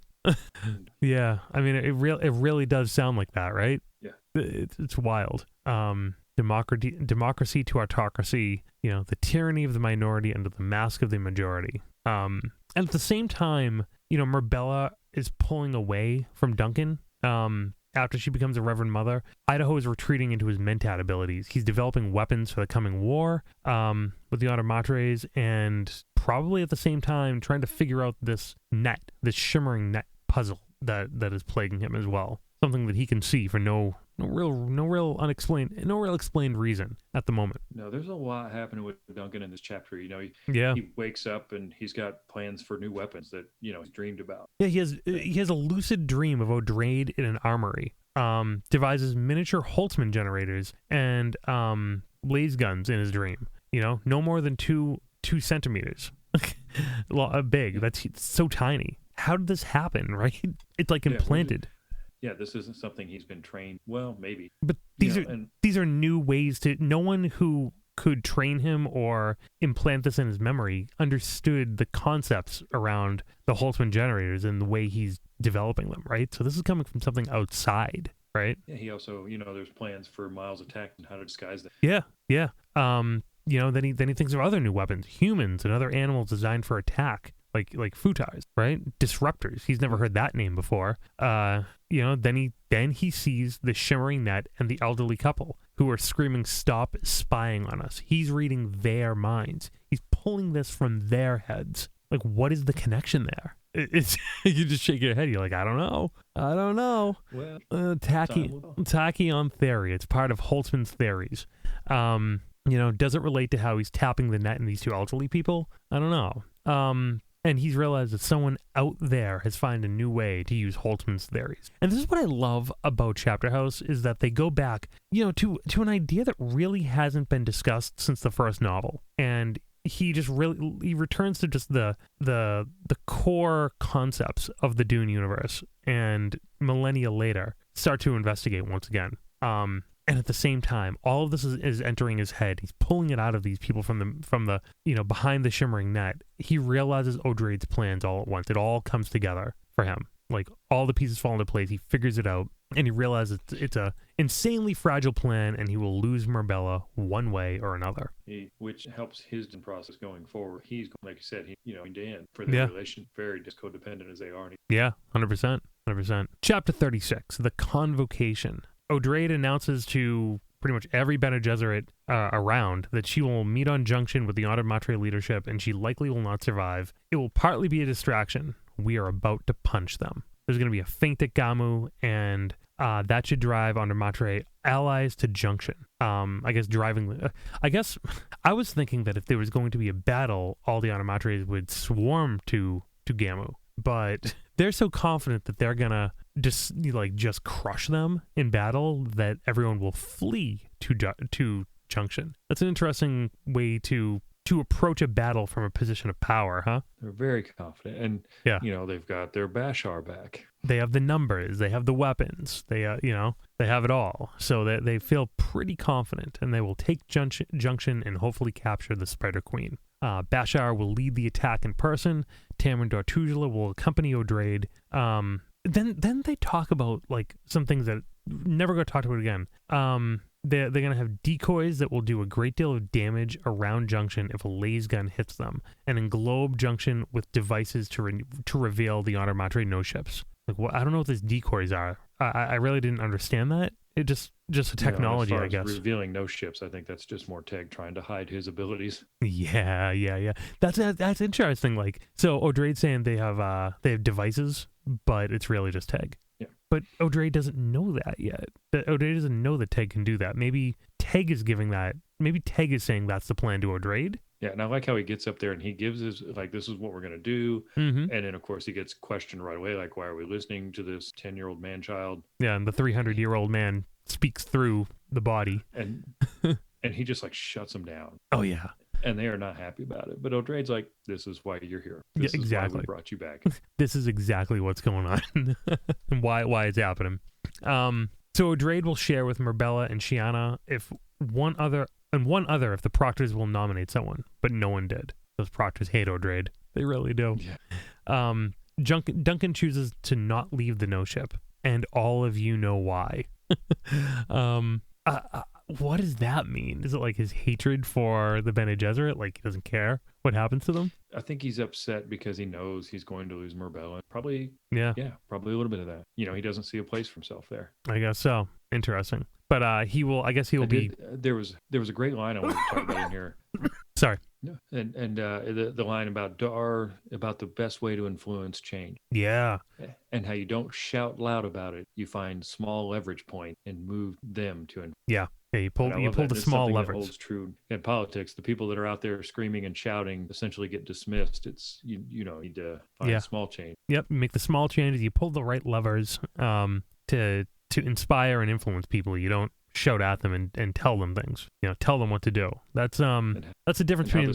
Yeah, what are you gonna say? It's how and this also works into a battle. Lieutenants can alter the course of a battle just by ignoring their commanding officer's order, changing report. Exactly. Yeah, that's right. So yeah, I mean, like it's the difference between the Bene Gesserit and the Animatre is right there. They shout while Bene Gesserit influence. Yeah, we've also kind of glossed over how important this convocation is. It's huge. It hasn't been done since the time of the tyrant. Yeah. So it's been at least 1,500 years since one's been done. Yeah, I mean, it's pretty much like a gathering of all Bene Gesserit. If you can all show up, like you're all summoned to Chapterhouse to return here. Something big is happening. This is a massive thing. So yeah, it's a huge one. Yeah, so she's doing all this, and she knows that she's probably not going to come back. She knows that this is probably her last stand, and she comes to terms with it, like the Bene Gesserit do. Yeah, there's they just accept the death, and is it death? I mean, they're not 100% sure. They sort of feel like maybe their afterlife will be in someone else's head. You never know. Yeah. All right, so chapter 37. We are ripping through these chapters, but really, this is where things start to move fast. I mean, Herbert is renowned for speeding up right at the end, and does this speed up? This one is about the rabbi and Rebecca, who are hiding with their people, in a failing no chamber. Yeah. And the rabbi does not approve of Rebecca. He wasn't crazy about when she was a wild Reverend Mother. He was really not happy with her now, as she's taken on much more of the Bene Gesserit traits after absorbing the lost horde of Lampetus. I love the horde of Lampetus. Yeah, that's right. And there's typical back and forth debates, and Rebecca says the Bene Gesserit treat government as an art. I thought that was very interesting. And then the leveling drift of the universe. I thought that was really interesting, which is how the rabbi sees the Bene Gesserit religion, or maybe that's how Rebecca sees it. She explains it to the rabbi. The leveling drift of the universe could be considered the Bene Gesserit religion, how it guides all their decisions as advisors, as plans, as actions, and the Animatre is a leveling drift to the Bene Gesserit in all things, which is interesting. Something to, like a counter to everything, to every force, right? It's very cool. Yeah, I actually really enjoy the chapters with Rabbi and Rebecca, just because I feel like he's just trying to assert control. He's kind of been the wise sage, the elder of this group for years. Yeah. And he definitely feels like his authority is threatened. He doesn't. So, and he really doesn't like that, the Bene Gesserit meddle in religion. Mm-hmm. He doesn't. Well, obviously. As a rabbi. As a religious leader. Yeah. So I've really enjoyed this chapter a lot. I thought there was a lot there. There's a counter. There's something to be said for the rabbi's dogmatic views and Rebecca's, I want to say liberal, but, open views after she accepts the Bene Gesserit horde, after this wild Reverend Mother kind of accepts her identity as part of this tradition. And it's almost like a microcosm of what's going on in the Bene Gesserit at the same time. There is this radical portion of the Bene Gesserit that is seeking creativity and a future by any means necessary, and then there are this other part of them that is dogmatic and wants to stay the course for how they've operated for thousands of years, even if it means their extinction, whether they know it or not. And they use the back eddies for their purposes. The back eddies, that's right. And I think that you have this juxtaposed, right? You have these two juxtaposed, and it sort of brings into focus what was going on in this sprawling Bene Gesserit story at the same time. Absolutely. And then, she even talks to Rebecca. Sometimes they play the kingmaker, if they feel the need. They'll play kingmaker, but they don't want the spotlight. They're we're in the background trying to steer humanity. They view themselves as the ultimate jury, no human law. Yet at the same time, there really aren't a lot of leaders at this point in humanity. I mean, the Bene Gesserit are the leaders of humanity. Whether they like it or not, right? Yeah, the tyrant is gone. There's no Carino emperor. There's no government, really, aside from Bene Gesserit. The guild is essentially gone. The Ixians we'll find out, are united with the Animatres. And the scattering is, there's just uncounted different governments and worlds out there. So, I mean, as far as a united empire and imperium, I mean, it's the Bene Gesserit. They're the only game in town. So they're hiding here on Gamu in this no chamber, where we left them the last time. And, they're almost caught by the green-eyed, on-eyed Matre bonded men, but the men are digging at random. They see. It's almost like, it almost reminded me of like humans in Planet of the Apes. They were just like animalistic at this point. Go dig us some hole. Yeah, exactly. Just digging holes, trying to find things. Yeah. And I like that at first the rabbi's like, they know where they are, and Rebecca's like, nope, it's completely random. She has a little Bene Gesserit ability to analyze patterns. Nope, this is random. They don't have a clue where we are. They have nothing. We're good. All right, chapter 38. Odrade boards a lighter to a no-ship for Junction. Plans on plans, contingencies on contingencies. Again, that old Dune phrase, She says goodbye to Belanda. It's a funny back and forth there, funny dialogue. Yeah, I love Belle. She's always I love Odrade and Belle.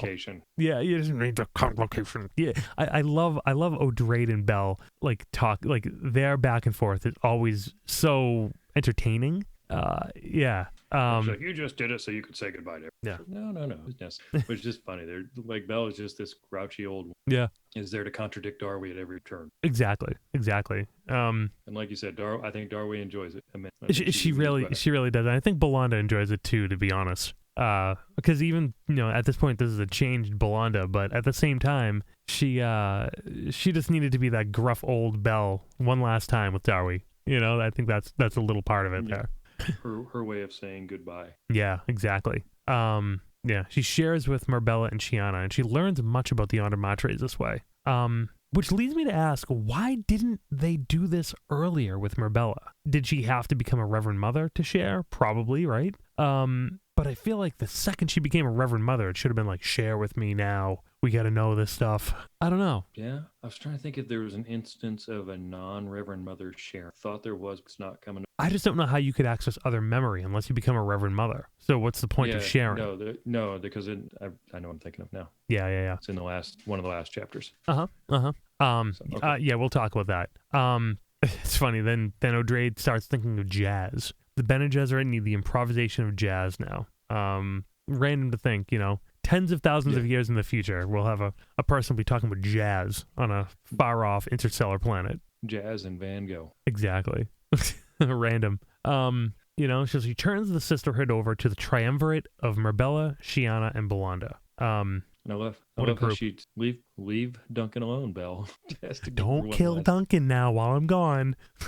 Yeah, I put my notes like a mother leaving her kids in charge for the first time. Exactly. So she knows, she knows the survivors of the Bene Gesserit at this point will probably hold her in contempt, but, they're going to hate her for what she's about to do. But she doesn't want the Bene Gesserit to just survive. She needs them to evolve, and that's what this plan is going for. And we finally learned that Junction used to actually be a guild planet, a generic Junction name originally with the numbers. It would have been like, Junction 12 or, just an intermediary stop for the guild. Like Desert Watch or Chapterhouse, they don't. Yeah, the descriptor versus a name, a loss of humanity there. Well, Ix was originally the 9th planet. Yeah, that's right. And they're in the Roman noodles and Roman noodles. Wow, Roman numerals, and they just started calling it Ix. Exactly. Which is a brilliant naming convention, to be honest, on Herbert's part. But so much history and just in looking at a word. But, it could be said that Ixians were the first to sort of lose their humanity and at the same time preserve something of the creativity as well. But at this point, they're aligned with the Andromatres, and Odrade deems them a dying society. No new inventions in centuries. So what made them unique is now even gone then, too. So she arrives at Junction, and, she's on Junction at this point, and there's a lot of talk about the architecture, how utilitarian it was, how clearly guild it was, and I don't know, I didn't really get a lot out of that, but no, I mean it just interesting. He mentions, the Andromatres don't change anything. They're like, we're not going to update anything, we'll just use everything. Yeah, they just conquer. They don't even have a stamp to put on it, right? They're just the ultimate consumers. They don't really not the Romans coming in building roads after. Yeah, or even the Persians and building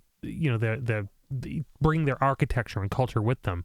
The Andromatres don't bring culture; they just consume others' culture and enslave it and take it for their own. it's a, just like O'Drade was saying, it's a worm eating, a snake eating its tail. It can't survive. Yeah. So they're put in a second-rate hostelry, which is a clear insult, for the Bene Gesserit at this point. But it has all the trappings of diplomacy at this point. In the meantime, in chapter 39, Teg approaches Gamu, accompanied with Stragi. I love this too. Like, I would love an action figure of like Reverend Mother Stragi. Or is she an acolyte at this point? She's an acolyte, right? Yeah. And Stragi the acolyte with a young Miles Teg just like on her shoulders, like with a gun and like the thing around the calm thing around his neck and like this angry child directing battle. Yeah. It's like Admiral Akbar in Return of the Jedi, but instead of like the chair, it's just a woman, and he's directing everything.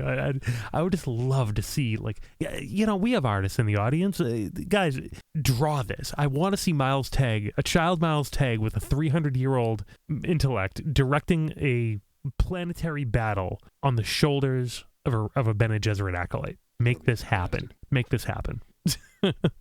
Yeah, let's make that. Let's make that a tattoo. Will someone get a tattoo of that? Come on. Yeah. How much do you love Dune?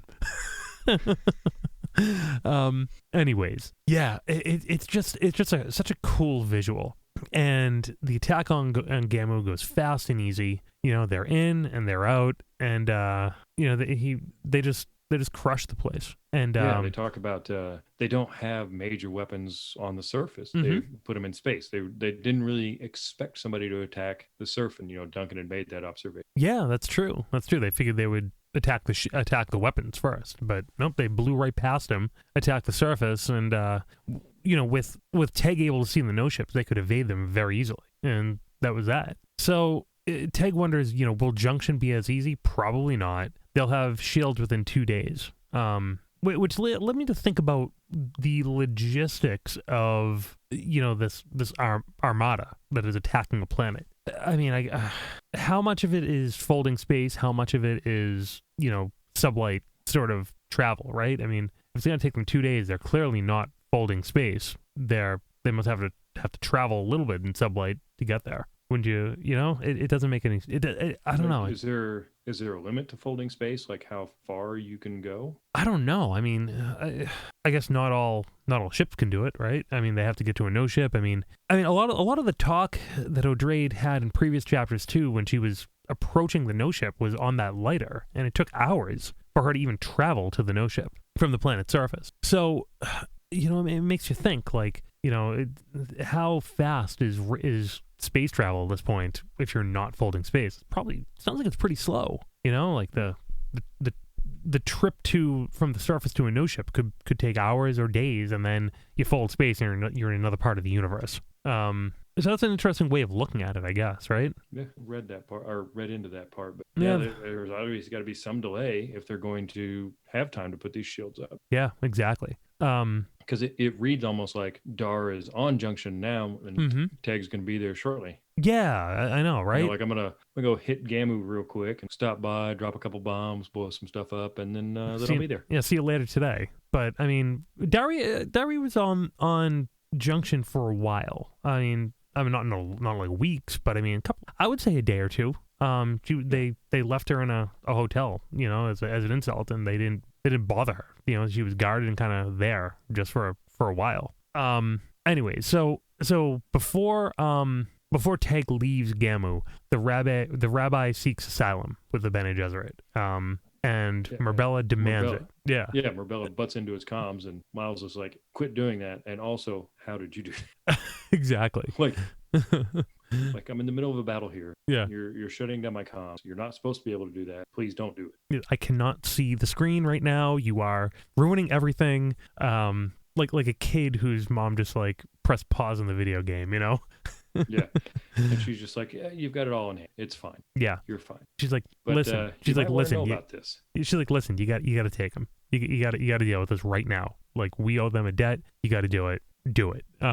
Fine. And this is another detail. Just one of those weird Frank Herbert just sort of things that happen that he glosses over. Futars approached them to take them to handlers as well. They also sought asylum. Like, whoa. Yeah. And Marbella takes him and recognizes Rebecca as a wild Reverend Mother who gives Marbella the Hoard of Lampedos, 7 million plus mines, which she receives through sharing.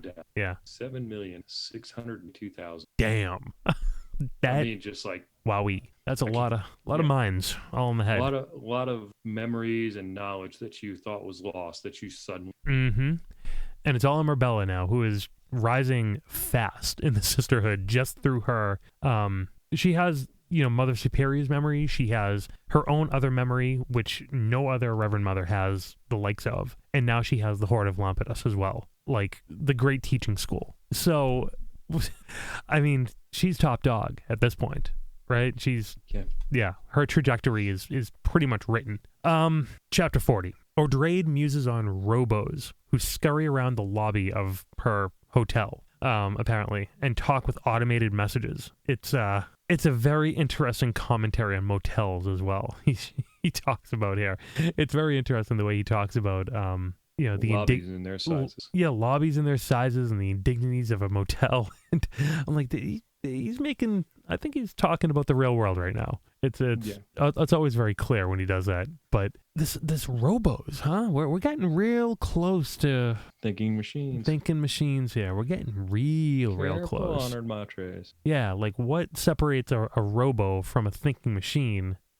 Improvisation, I guess. Creation. They're still operating on a script. Yeah. They've got training mechs, but they don't. Yeah, I guess they're machines. I guess the fact that these ones speak, and they're humanoid in a way, I guess makes them a little step further. The verisimilitude of it all. So Odrade meets the aide of Great Honored Matre, and then meets the Spider Queen in person. Finally, face to face. Such unassuming, forgettable features. I think I wrote the most notes on this one chapter alone in Chapterhouse. Great Honored Matre says Odrade can call her Dama, which is, an honor to Great Honored Matre. It's like she's trying to negotiate, but at the same time, she can only approach Odrade as a conquered foe.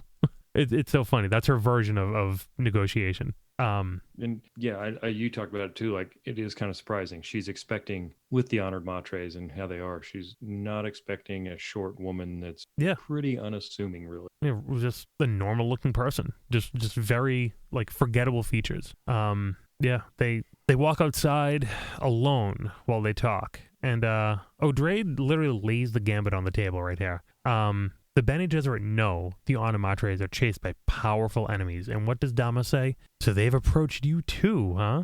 Who else have they approached? Who are these people? Who are they? It's so the mysterious enemies. Dama considers herself exiled from the scattering. They end up going to her quarters, and Odrade realizes that Dama has the power to say yes. Not often, but she can do it. She can be worked with. She can talk to her.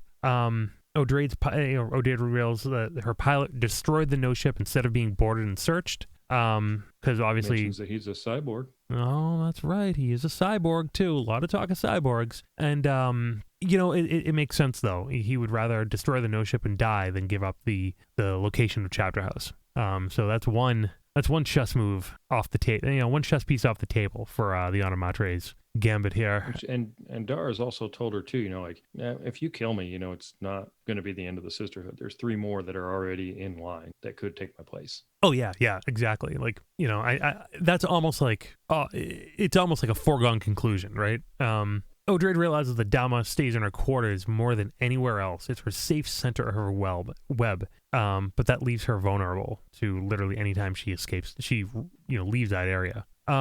Honored Matres refuse to admit they broke away from the Bene Gesserit, even if they know it. They just refuse to admit it. They will not come to that realization, which just a willful ignorance and a willful neglect of the truth. Again, very Trumpian era of America at that point too. Yep. Yeah. I do like how Dar just keeps poking her. Oh. And she keeps noticing that the eyes are growing more orange, and she's just like, yeah, I'm going for it. I'm going to go for it. What have I got to lose? I know I'm going to probably die here. Yeah, I pretty much already resigned myself to that I'm going to be killed. So I'm going to go see how far this goes. Yeah, exactly. Odrade realizes that Dama can kill as a reflex when she's angered, though. She kind of came to that conclusion, like, oh, yeah, I'm playing with fire I didn't really know I was playing with. Even more than she even assumed. And finally, the Great Honored Matre reveals what they really want the Bene Gesserit for. She's interested in the Bene Gesserit ability to be impervious to disease. Of all the details of the Bene Gesserit, that little one, to be able to manipulate the body chemistry to either destroy disease within their body or be immune to it. That's the one thing that she's interested in, not the other memory. It's not why. Yeah, exactly. We're talking about biological weapons here. Yeah. I mean, that's the weapon that's being used against them out in the scattering. It's a biological weapon. It's funny, and O'Drade realizes that she's dancing around the idea of an alliance with Bene Gesserit, but she would never propose it. She would only accept it if she conquered the Bene Gesserit, not an alliance, not a mutual agreement of any sort. Equals. No, nothing there. Dama offers wine to O'Drade. It nullifies the shear in O'Drade's body, but O'Drade renders it inert. She describes it as an immune system to combat disease. And at the same she notices Lanyo too. She starts noticing, like, hey, who's she's this? Staring at Dama. Yep. She's up to something. Yeah, we've known about Lanyo since earlier in the book, and she's poisoned Dama, and Dama's dead. Bye Dama. And Lanyo becomes Great Honored Matre. There is such a roller coaster in these last couple chapters. Boom. Yeah. Now we're moving. Now we're really moving. This is the climax of the book right here. Without a doubt. This is the climax of the Frank Herbert Dune saga. It's all come down to this. So Lanyo becomes Great Honored Matre and says she doesn't intend to kill O'Drade or the Bene Gesserit. Chapter 41. Marbella's watching the battle for Junction. There are battles all over the planet. The Horde of Lampetus is shared with many, many Bene Gesserit at the same time. And Marbella, likens the battle to a circus at the same time, which I thought was such a weird comparison. so weird. The three-ring circus and the theater of it all. Teg is still commanding from the shoulders of Stragi.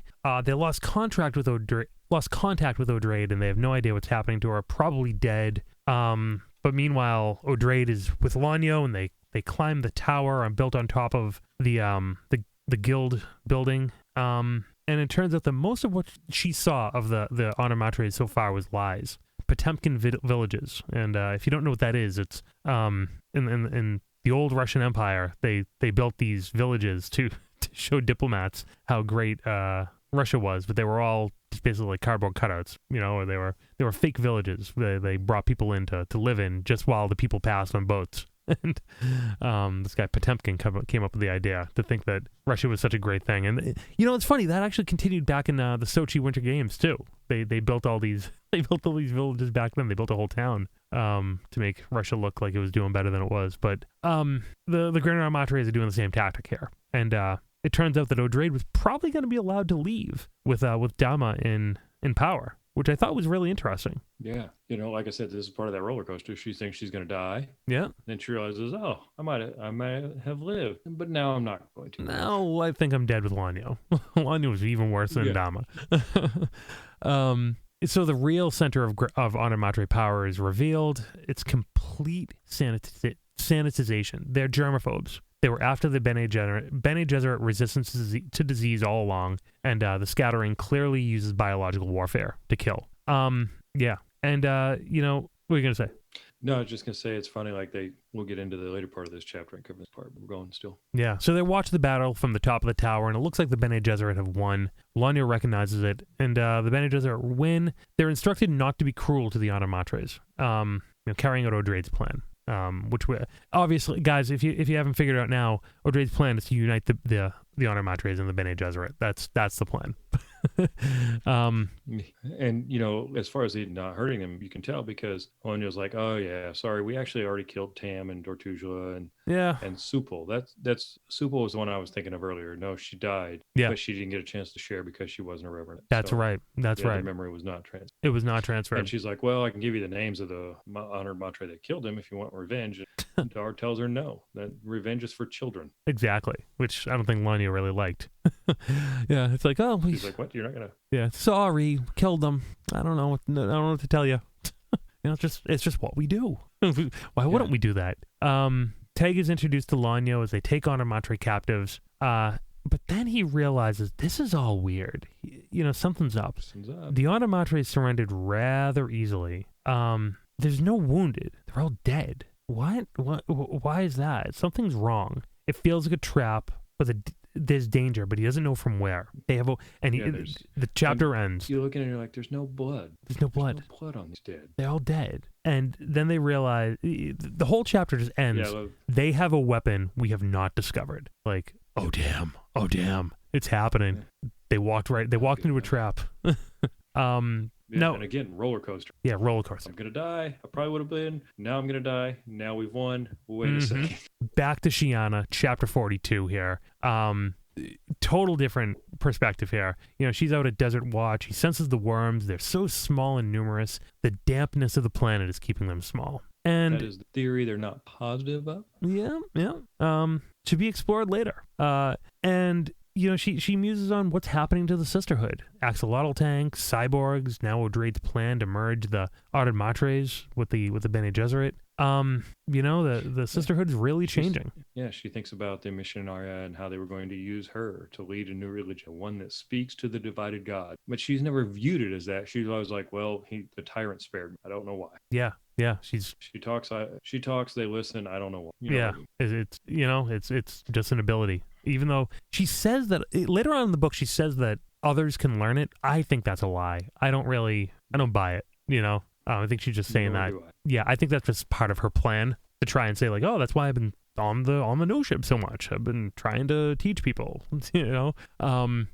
Here's an interesting, passage in this chapter. She feels the lure of the metamorphosis with Sandtrout like Leto did. She's like, it's, I could adopt a new skin right now. I could become like Leto. That's wild to think about. Like, yeah, and could she do it?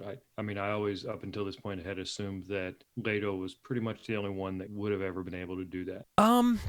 Paul could have. Paul turned away. Yeah, that's true. Yeah, it was my understanding that I thought it would have to be a male, a Kwisatz Haderach, that would be the only one that could do it. That's. But what are you gonna say? Would her ability to speak to worms also translate to her ability to speak to Sandtrout? Exactly. Maybe she can sort of skip the line a little bit with her ingrained ability to commune with the worms. So yeah, there might be something there, right? I mean, she does feel that lore. Yeah, and at that point it's a passing idea, and she starts to reflect upon her life and what led her to where she now is.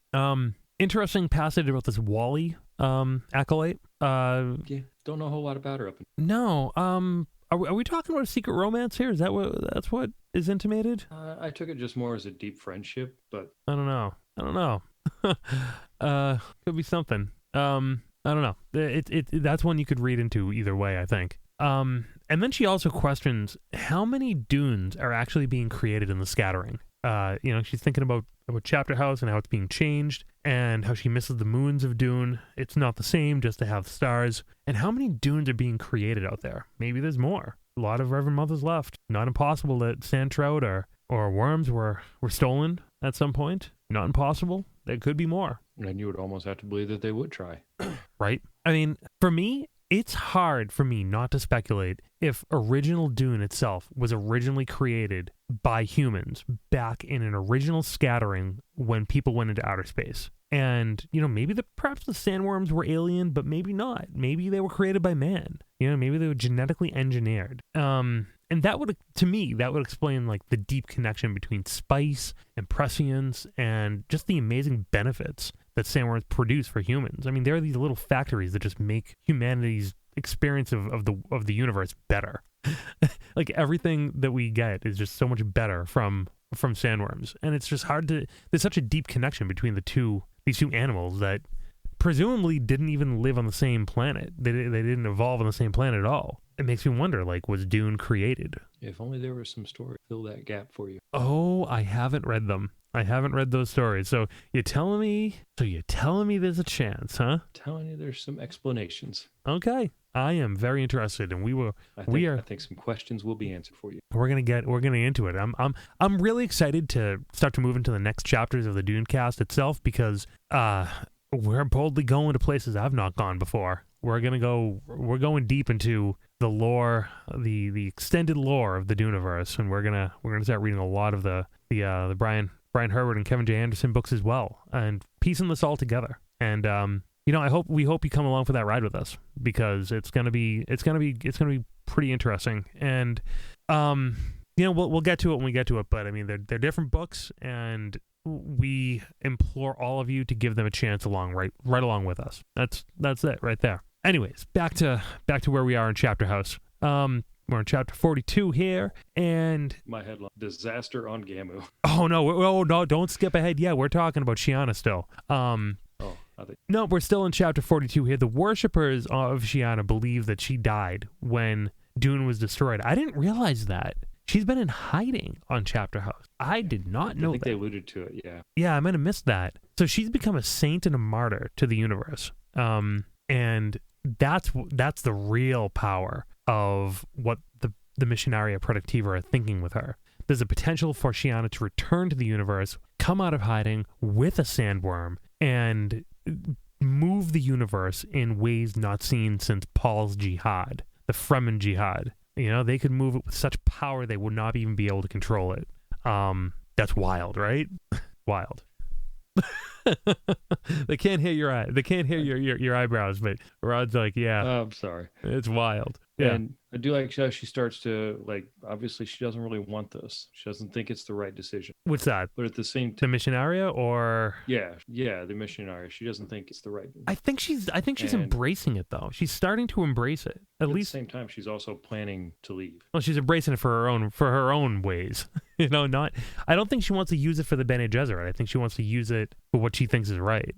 She's looking she's looking at cyborgs and axolotls, and this isn't the sisterhood I wanted. And so she's going to take off, but she's going into deep space. Yeah. She's not going to be in the known universe, so to speak. So kind of a moot point at that point, right? She's kind of rejecting the sister's role. Not what I want to do. Not what I think is the right choice. Yeah. But I mean, if she could build a religion out in the scattering, and then the Imperium, or the old Imperium planets catch wind of that, that would be even more powerful. Yeah.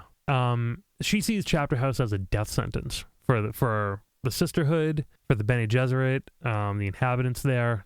She just sees a dead end at Chapterhouse. She's ready to go. And she's like, I gotta get out soon. The first ships will be returning for the battle soon, and she fears what will be on board. She fears that the Animatres will be conquering, maybe the Bene Gesserit conquering, will alliance that will change the universe forever. She fears the shape of these new things, and she chooses to escape. With worms, of course. I like how she's like, she doesn't want to specifically ask for him. She's been planting the seed in Wally's mind. Yeah, like, hey, did you still want those worms to stay? Oh yeah. Yeah, bring the worms over here. I'm good with that. Yeah, the ship's probably. Yeah, throw them in the ship. Yeah, throw all the. Yeah, with my luggage, please. No, everything's fine. Everything's fine. I just want to keep it there. I'll take my keys now too. Yeah. I was thinking of this, and Shiana's essentially the inheritor of the Fremen tradition, even though she's like millennia removed from the Fremen and barely practiced in their ways. But she still carries that heritage through other memory. She still carries the memory of Dune. She with her control of the worms and her connection with that planet, she's the final expression of what those Fremen were. Yeah, I mean, she is probably the only person alive that grew up on the desert of Dune. Yeah, and she has the other memory of the Fremen as well. So it's kind of I never really realized that until reading this. Like, oh yeah, Shiana is not just the waif who can control the worm. She is the last of the Fremen in a lot of ways. That's it. She's the end of the road. Yeah. And as all this is happening, she starts to see ships return. Ships are streaking across the sky like fire. There'll be a desert watch in the morning. Also revealed now, flora and fauna from original Dune was preserved and cultivated to be reinserted into the environment when the time is right on Chapterhouse. And I think she's taking a little bit of that too. Yeah. The kangaroo mouse. The kangaroo mouse, that Muad'Dib. Yeah, her migration will seek the new, just as the tyrant believed they should. But she must find a planet with moons, she says. I love that. Little nostalgia. Yeah, a little bit. She's going to break off from the Bene Gesserit. She's going to start her own sisterhood. Interesting to see. Yeah. So what was your caption for chapter 43 here? Disaster on Gamu. Yeah. Rabella's watching. She warned Darwy that the Onomatres could turn victory into defeat. She tried to save them. She tried to save as many as they could. Stragy's dead. Is Teg dead? They don't know. Marbella told the proctor she has to go down to Junction. And she told them O'Drade's plan at this point. She put all the cards on the table, and they gave Marbella a one-man lighter and sent her to Junction alone. Like, all right, you want to go? Go. We ain't following, you weirdo.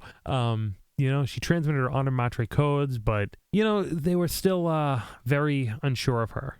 She said she escaped from the Bene Gesserit no ship and carries priceless information. And they test her and question her, almost like you ever watch 60 Days In, when the prisoners all they all question the newbies, what'd you do? How'd you get in here? Yeah, they try and trip her up on details.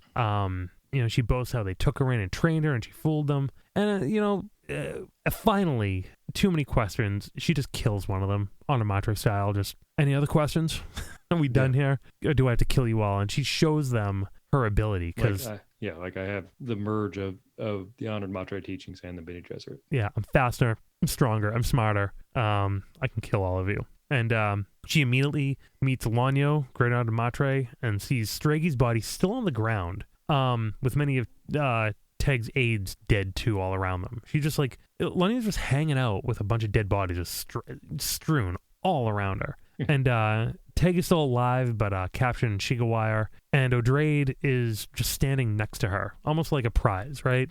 It's so demeaning. You're here, you're alive. I don't even have to hold you in in captivity. You just stand next to me. Yeah, and they talk about the weapon that the Onomatres use. Again, Herbert doesn't show it. You just hear about it afterwards. They skip over. Action happened off screen. Yep, off the page, off the screen. Their weapon kills without blood en masse. It's just a weapon of mass destruction. They don't really explain how it happens. They don't explain what they do. It's a charge of some sort from earlier in the book, but their weapon just kills without blood. And 1 minute you're alive, 1 minute you're dead. That's it. A little bit of talk between Marbella and Lanyo. Some tough talk, and then they battle. There's a fight, and you can call it that. If you want to call a fight 2 heartbeats, between the time of 2 heartbeats, let's say 2 heartbeats, done. 2 dead. That's it. Hold on, let's do it again. Done. Okay, that was the fight that time, and in that time right there, Marbella kills Lanyo, all her attendees, and O'Drade is also dead from another Onomatre, and then Marbella kills her too. Yeah. But doesn't take the revenge for children for the Dard. Yeah, exactly. She's like, no, I'm gonna have some. Yeah, we're just gonna kill all the Onomatre. This is the power vacuum, though. These are all the Onomatre who could potentially rise up against the Bene Gesserit.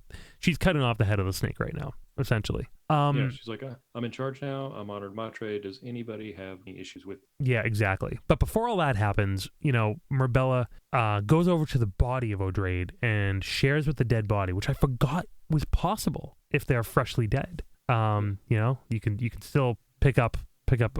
She basically re-downloaded the delta of her backup, basically everything that she had shared before, everything that's happened before that. So now it's like a perfect complete file.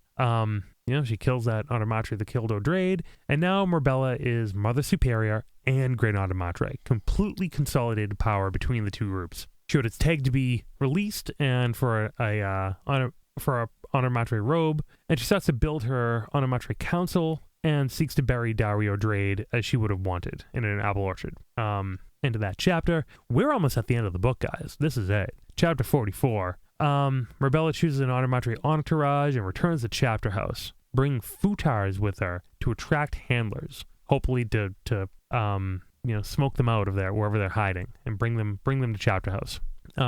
She explains that the biological weapon in the scattering turns the Onomatres into vegetables. What a term! I feel like that's such a 1986 term, don't you? You don't really hear that much anymore. I don't think that's probably politically correct to talk about the brain dead that way. They suspect that handlers may be the source of this weapon and this attack. whoever the handlers are the people who are attacking the Animatres. The Jewish contingent will stay on the no ship to honor their secrecy. And she orders the protective mines to be released from the ship as well. What is that? What is that? I don't understand what the protective mines are. I'd blow it up if anybody tried to take off with it. Oh, mines. I thought this is what happens when you listen to an audiobook, kids. Mine, like land mines. I just feel exhausted just realizing I missed that. I thought it was like mind, like what's in your skull. Protective minds. Okay. That was. Tell Scott to watch his enunciation. I know, right? Come on, Scott Brick. Duncan will not leave the no ship, even though he can, because he's pretty much shoulder deep in the mystery of the shimmering net at this point, and he's trying to see through it. He's just like, I don't even want to repeat what he's like. He's like, get in tune. Have to figure this out. He's just like totally ensconced in his work right now. Yeah. Plus, Marbella is doing so much now, having to lead both organizations, merge them into one, that it's not like there's nothing out there to spend time with her. Yeah, there's nothing out there for him. Let's not. Exactly. Who cares about the kids? Let's not forget about the kids. The kids are gone. Yeah. Who cares? Yeah. So she sits in the Reverend Mother's chair and with an Animatre robe and summons Belanda, and Belanda likens this moment to the advent of the tyrant. Like, that's how disastrous and momentous this are. Marbella addresses the Animatres and very much denounces them, says, "You are children with no knowledge of what you might become. Would you return defenseless to fight?" And I put this in all caps in my notes. "The ones with many faces. Would you return defenseless to fight the ones with many faces?" Guys, 6 books here. Who are the ones with many faces? I mean, it's pretty obvious we're talking about face dancers, right? Yeah, one would think. One would think that this sounds like face dancers, the people who could take on many faces. I mean, it feels pretty obvious to me that Herbert is talking about face dancers out in the scattering, fighting Animatres, using biological weapons to turn them into, as he put it, vegetables. Marbella starts talking to Odrade internally, the internal Odrade in her other memory. A lot of conversations between them, and they talk about her sacrifice to merge the Animatres and the Bene Gesserit. And I love this quote here: "He paid, so I must pay." And Odrade replies, "You are a reverend mother at last." That's great. Inner Darway is so excited, so happy for her child. Yeah, she's so proud of her. I was right. I was right. You did good, kid. You did good. Duncan, chapter 45. Can't leave Marbella, even though they're separated. But he thinks, well, I can be taken away. If you take me by quote-unquote force, that's fine. But even though her bond to Duncan is gone, his bond to her still is there. And I don't think he realized he can't bring himself to do it on his own. Marbella is also in danger of assassination, but he can't help her. There's nothing he can do for her at this point. She's made her choices, and he can't get close to that. A group of Bene Gesserit led by Garimi, one of the only Bene Gesserit to question Odrade during the convocation, approaches Duncan to leave on the no ship. They take off. This moves real quick now. They take off. Yeah. And yeah. Well, another reason Duncan realizes he needs to leave Marbella behind too is like they view him as a weakness. That's true. Like her dependence on him. They're like, That's true. Is supposed to be this woman that rules us both, and she's beholden to one man. Exactly. That puts her at danger. His very existence around her. That's a very good point, Rod. That's it. If he stayed around, she could die. Basically because of their connection. Because the Bene Gesserit don't appreciate her quote-unquote love, and the Animatres are like, this is one, like, seriously, what is wrong with you? We don't care about them. Yeah, exactly. Yeah, we chew them up and spit them out, like, get you a new one. Yeah, well, at least they used to. They won't anymore. Yeah. As soon as they leave, the net appears, and they say to Duncan, "We expected you." Idaho goes in the ship's systems to evade the 2 people in the net, deletes all the data during fold space, and they merge from fold space, lost. All data erased in the universe except in Duncan's head. And Shiana is not happy about this. No. This is what you wanted. Yep. Also on board, Futars, the worm, Shiana, the Jews, Cytail with the null entropy tube, Teg. Yeah, that's about it. That's about it. And the contingent of Bene Gesserit, obviously, and the ship's crew. And And that's really it. So they're off there. And the last words of Duncan, Idaho, written by Frank Herbert. An unidentifiable ship in an unidentifiable universe. Isn't that what we wanted? That's it right there. It's a great line. It's a great line. They've finally escaped literally everything in the Dune universe into Lord knows where. They're out there on their own. Chapter 46, Marbella. Heartbroken at the loss of Duncan, but she still carries on. She's a willing participant in Odrade's dream. And she orders Odrade's oyster stew. I didn't really pick up on that the first time I read this book. But she's taken on a lot of Odrade in her mannerisms. She sits at her table. She still goes through the whole ritual with the oyster stew and the chef. And she's perplexed. Why did Shiana take the Van Gogh painting?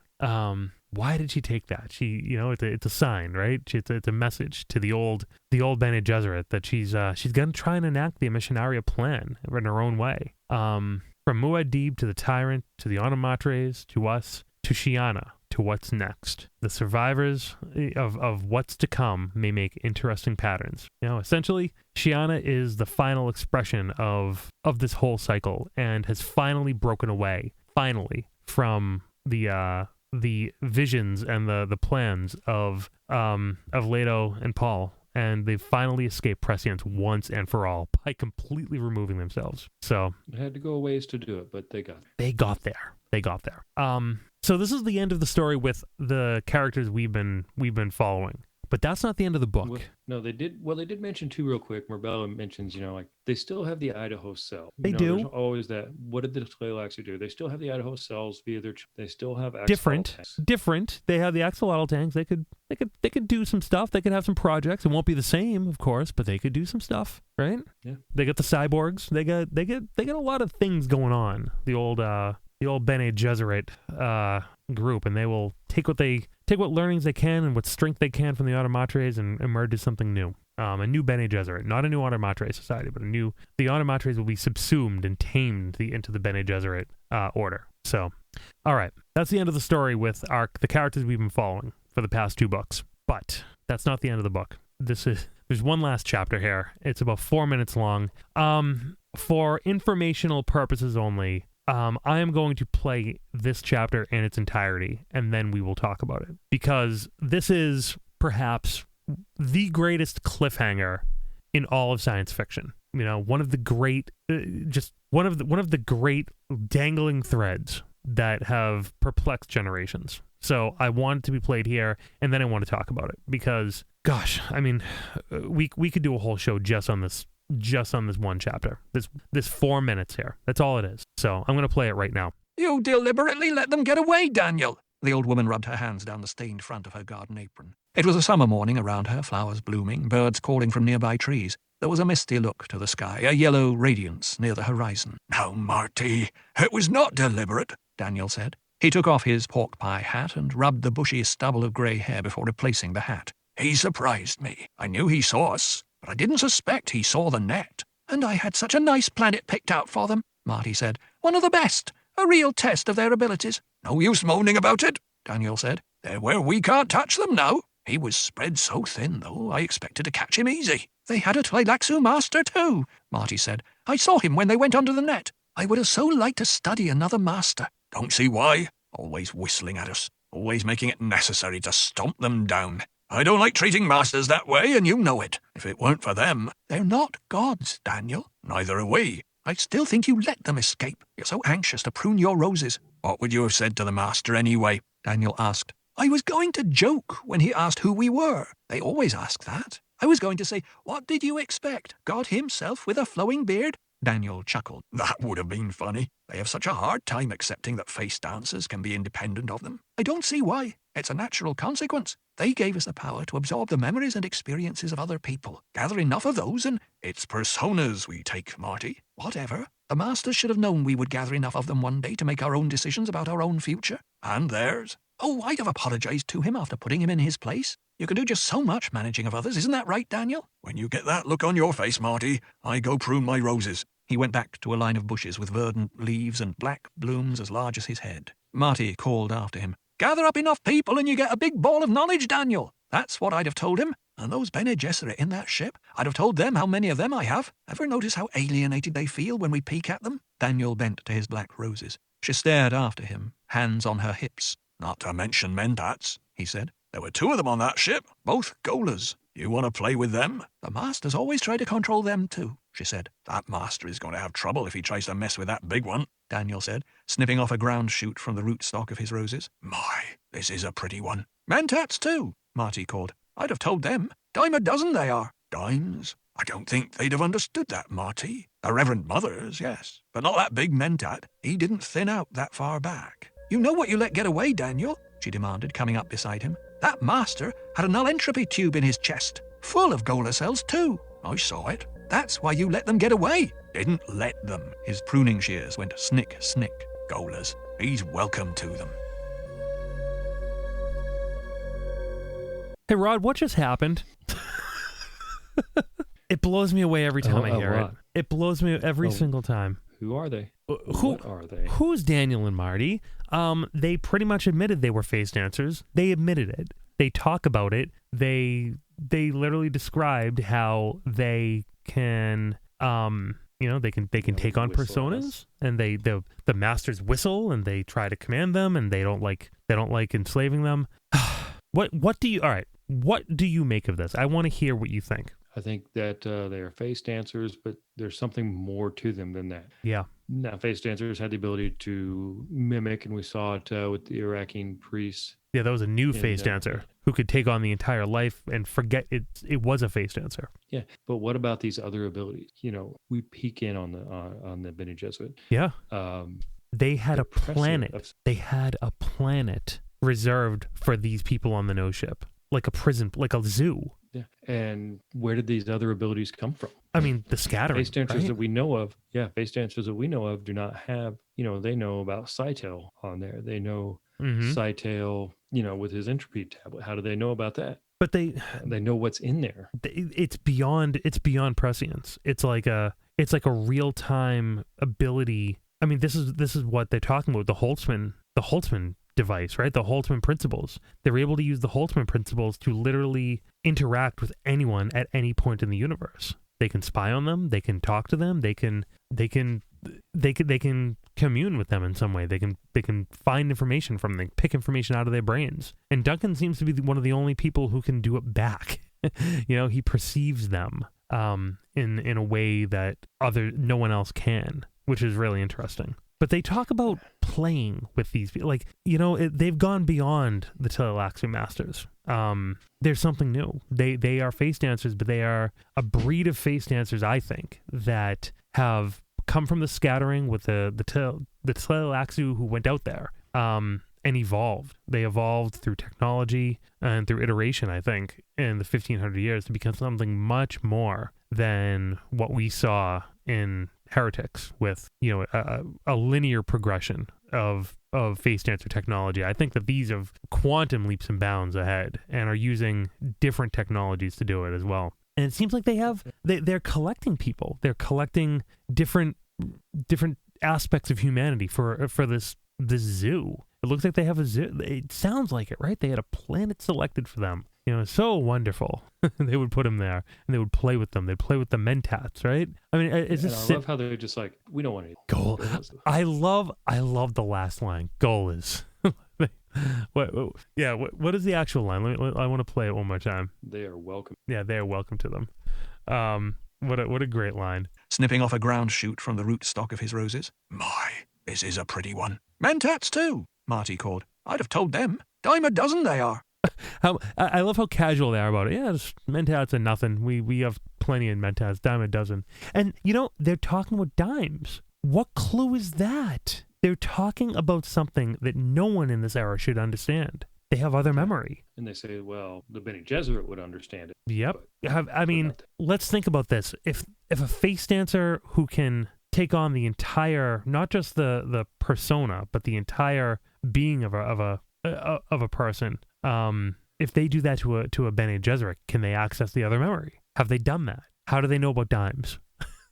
Right? How do they use those aphorisms and those colloquialisms that were mentioned earlier in the novel, and it all seems to come together now? It all seems to be pieced together. I'm going to go on here. Dines? I don't think they'd have understood that, Marty. A Reverend Mother's, yes, but not that big mentat. He didn't thin out that far back. He didn't thin out that far back. That's what a weird line, right? To think about his I guess his line of lives, right? His line of Ghola lives, being thinned out through the millennia. It's a very, very interesting turn of phrase. You know what you let get away, Daniel? She demanded, coming up beside him. That master had a null entropy tube in his chest, full of Ghola cells too. I saw it. That's why you let them get away. Didn't let them. His pruning shears went snick, snick. Gholas. He's welcome to them. all that talk of Gholas throughout all of these books. And Herbert ends on such a funny line, like Gholas. We're done with Gholas. We don't need Gholas. We're like, no more Gholas. Yeah, it's almost like Herbert being like, I'm done writing about the damn Gholas. I love that. I've given you Duncan in 6 books now. There are a lot of interpretations of this chapter, and one of them is a very old website. Like, we're talking Internet 1.0. And frankly, one of the only real places where you could get any sort of literary discussion and analysis of this book back in the old days. Hopefully we're adding to that, and it's a website. If you literally look up Chapterhouse Dune ending, it'll come up, and it's I write, therefore I am. I don't really know who wrote this, who owns this page, but it's been out there forever. When I first read Chapterhouse, it was there. It looks like it's from like 1996, and there are some very interesting theories here that I return to every time I finish Chapterhouse. So it's literally just an essay about Dune, Marty, and Daniel. Many people are puzzled about who they are when they have finished Chapterhouse Dune. From their own words, it's clear they are a kind of face dancers. It would be proper to call them master face dancers, a name suggested by Paul Wouters, because they have become masters of themselves. At first, Duncan sees them through the net in the hull of the no ship, which is standing on Chapterhouse. Because of this, some people have got the idea that they are outside space and time. There are many indications that they're just living on some planet and only use the net to see and control things from a distance. From the last chapter, we can conclude that they have met Bene Tellac's masters face to face, and that these masters have saw them as ordinary face dancers. Also, the garden, which they are taking care of, their roses, gives an impression that they are in a real world, just as the rest. But also the fact that they are face dancers makes it clear they do not live outside space. Literary meaning. Many people hold the opinion that Marty and Daniel represent Frank, Herbert, and Bev, his wife, in that last chapter. Herbert is waving goodbye to us by the famous last words, Gholas. He's welcome to them. And although this interpretation is strengthened by the eulogy for Beverly by Frank in the back of the book, it would not surprise me that he has put this in with the thought that in mind that he might not be able to finish his last book. This literary interpretation does not conflict with the factual interpretation that Marty and Daniel are face dancers. That's very fascinating. Did you ever hear that before? That it might be Frank and Bev? I remember briefly reading something about it. I don't know. Maybe it was that same page I stumbled on years ago. Probably was. This is a very influential essay as to the interpretation of this book. I don't feel like that's accurate. That's just me. I don't think he was waving goodbye, he and Bev. I think he intended to continue the saga. I think so too. I mean, Herbert didn't die much longer after this, right? This book was 86. He died 88, maybe? Yeah. No, yeah. He died in 86. He died in 86. He died only months after this. You gotta wonder, right? It was published in 85. It was published in 85 and he died in 86. My bad. It's hard to tell. It makes me... did he know he was at the end of his life? Did he kind of put a cap to things? Maybe he intended to go on, but this was a cap. I'm not sure. It certainly is an interesting interpretation of this chapter. But there's more here. And I'll go on here. Face dancers. In the last chapter of Chapterhouse Dune, we read about them that they are face dancers. Ability to copy personalia. That's not right. Persona. Who, after having acquired many personalities, have become independent. This ability is first reported to be found in the new face dancers are made by the original Bene Tellac's about 1,000 years after the scattering took place. However, it is doubtful that they were made by the original Bene Tellac's because from the books we read no reports by the original Bene Tellac's of new face dancers have escaped their control. Waff is very surprised if the new face dancers replacing Tuek and Heretics of Dune act independently. It is more likely the Marty and Dancel were made by some Bene Tellaracs that have gone into the scattering. The Bene Tellaracs from the scattering have returned to the original Bene Tellaracs, shared some of their findings, but the original appeared to have been suspicious about their revelations and did not regard them as true Bene Tellaracs, right? You remember that from Saitel's discussions earlier in the book. Furthermore, they seem to have certain abilities which go beyond the abilities of new face dancers. Of course, it is possible the new face dancers did have some of these latent abilities, but that they were never activated, maybe because they did not acquire enough personalities to become independent, or never given enough freedom to become liberated by their bond. Note that new face dancers that replaced Tuek was staying in that role longer than normal. Now, talk of the net. In Chapterhouse Dune, there is a passage where Duncan is having some kind of strange dream where he sees a long list of weapons, including miniature Holtzman generator and futars. This dream is interrupted by Marty and Daniel saying that he is spying on them. Duncan immediately starts thinking about how this knowledge can be used for defeating the Automatres, and then comes to a full Mentat projection stating someone out there has found another way to use Holtzman's theories. It seems that the someone is referring to Marty and Daniel, because a little further he says, who were those people he saw? Strong enough to drive out Automatres. He knew it for a projection datum. Combining these facts, one can conclude that the net is created by a novel application of Holtzman's theories. I think that makes a lot of sense, right? Another thing we haven't talked about is like at one point the Tleilaxu say, we've got our own Kwisatz Haderach. Are these face dancers genetic manipulation? Dude, we mentioned that. I've been mentioning that, I think, in every book, because they say that in Dune Messiah, and it is never brought up again. And so maybe... Whoa, Rod, this is why I love doing the show with you. That's why I love it. Wow. They sent out their Kwisatz Haderach out into the scattering, maybe millennia before, who knows? Damn. That's awesome. That could be so cool. Maybe it's a face dancer Kwisatz Haderach. That is wild.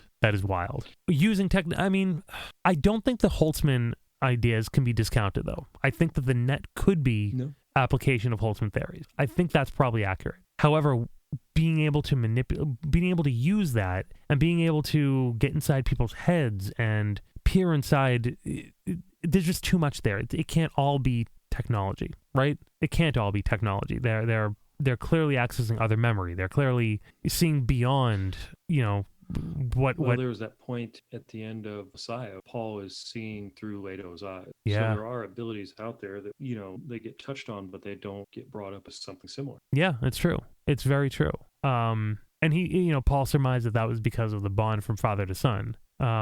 But who knows, right? All right. Maybe not. Their abilities. From the dream Duncan had, one can conclude that Daniel and Marty were the ones that drove out the Automatres from the scattering. It is correct that the Automatres were afraid of some biological weapon. Note, however, the weapons list ended with bacteriologicals. It is clear that when the no ship entered fold space, Daniel and Marty tried to take over control, and Duncan could only prevent this by clearing the databases. Apparently, he possessed the possibility not only to see, but to control no ships with engage null fields. The one who controls space travel controls space. Marty said that she had picked a planet, one that would be a real test of their abilities. That means that they could pick from a host of planets, and that it was their plan to bring the no ship to this planet. It's wild. I mean, could be clear Kwisatz Haderach, universal super being type of powers here. Absolutely.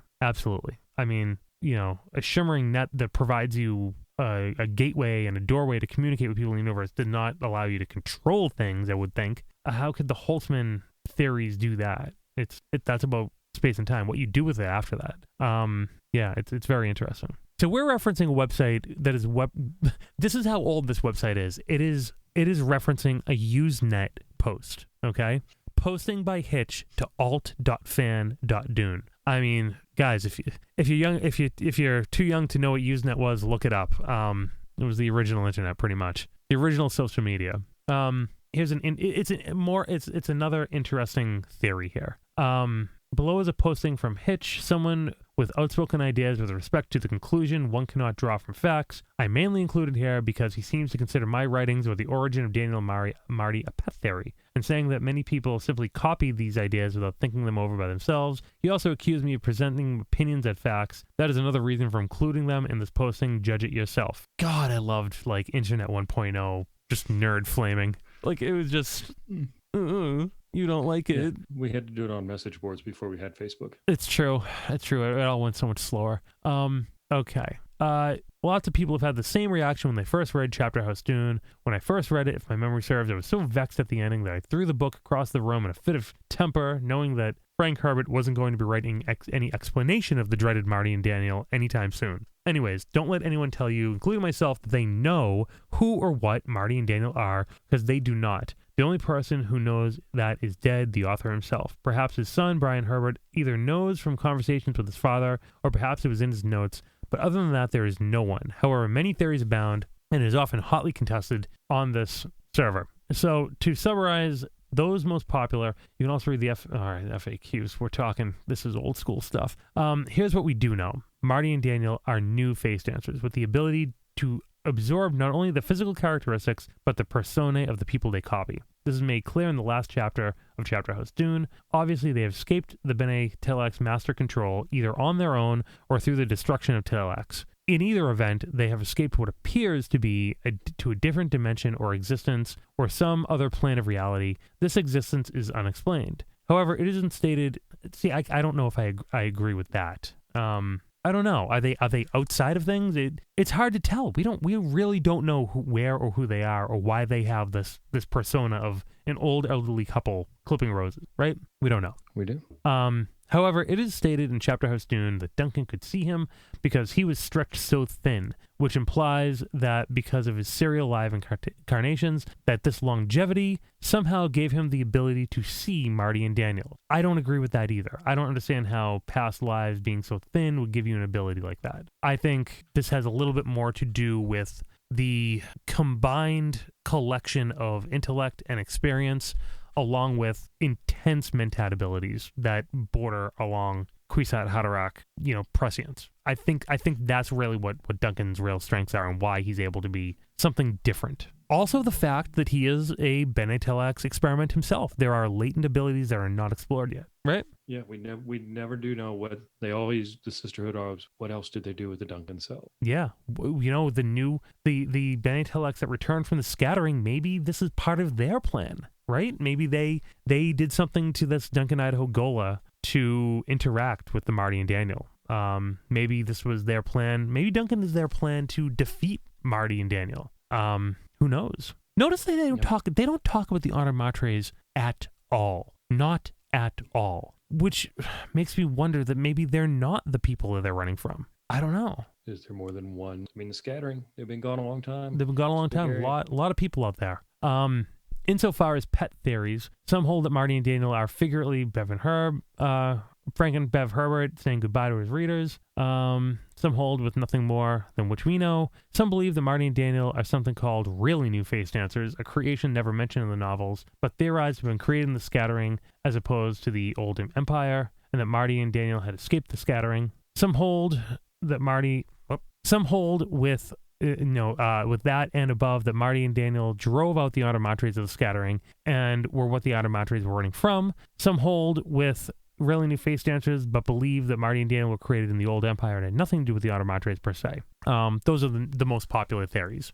Yeah, and it's kind of fueled by Duncan having a vision. Duncan contemplates that whoever these people are, they are strong enough to drive out the Honor Matres. That doesn't mean really connect them, right? That doesn't really mean that they are that, in fact. Yeah. There are also numerous citations which logically contradict the theories, some of these theories too. For example, that many references which indicate the Honor Matres were running from a biological weapon agent, and the fact that they have to learn the abilities of the Honor Matres are running from their own new face dancer infiltration and not from any returned face dancers. It does not, to me, make sense that the scattering Bene Telek knew of the Honor Matres, created biological weapons against them, initially used Marty and Daniel somehow against them, and perhaps then only ignorant or stupid Bene Telek returned to the old Imperium without bringing either word about the Automatres or the biological weapon itself.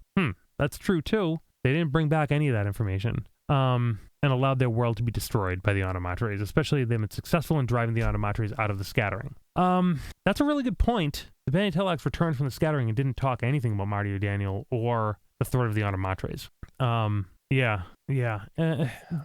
There's just so much here, and all we can do is speculate. Yeah. And Brian and Kevin have notes from Frank, and so they say that there is no way to prove that either. People are okay. So I think we've covered all of the main theories and probably added a little bit more to that too about the Dune Messiah Kwisatz Haderach of the Bene Telex.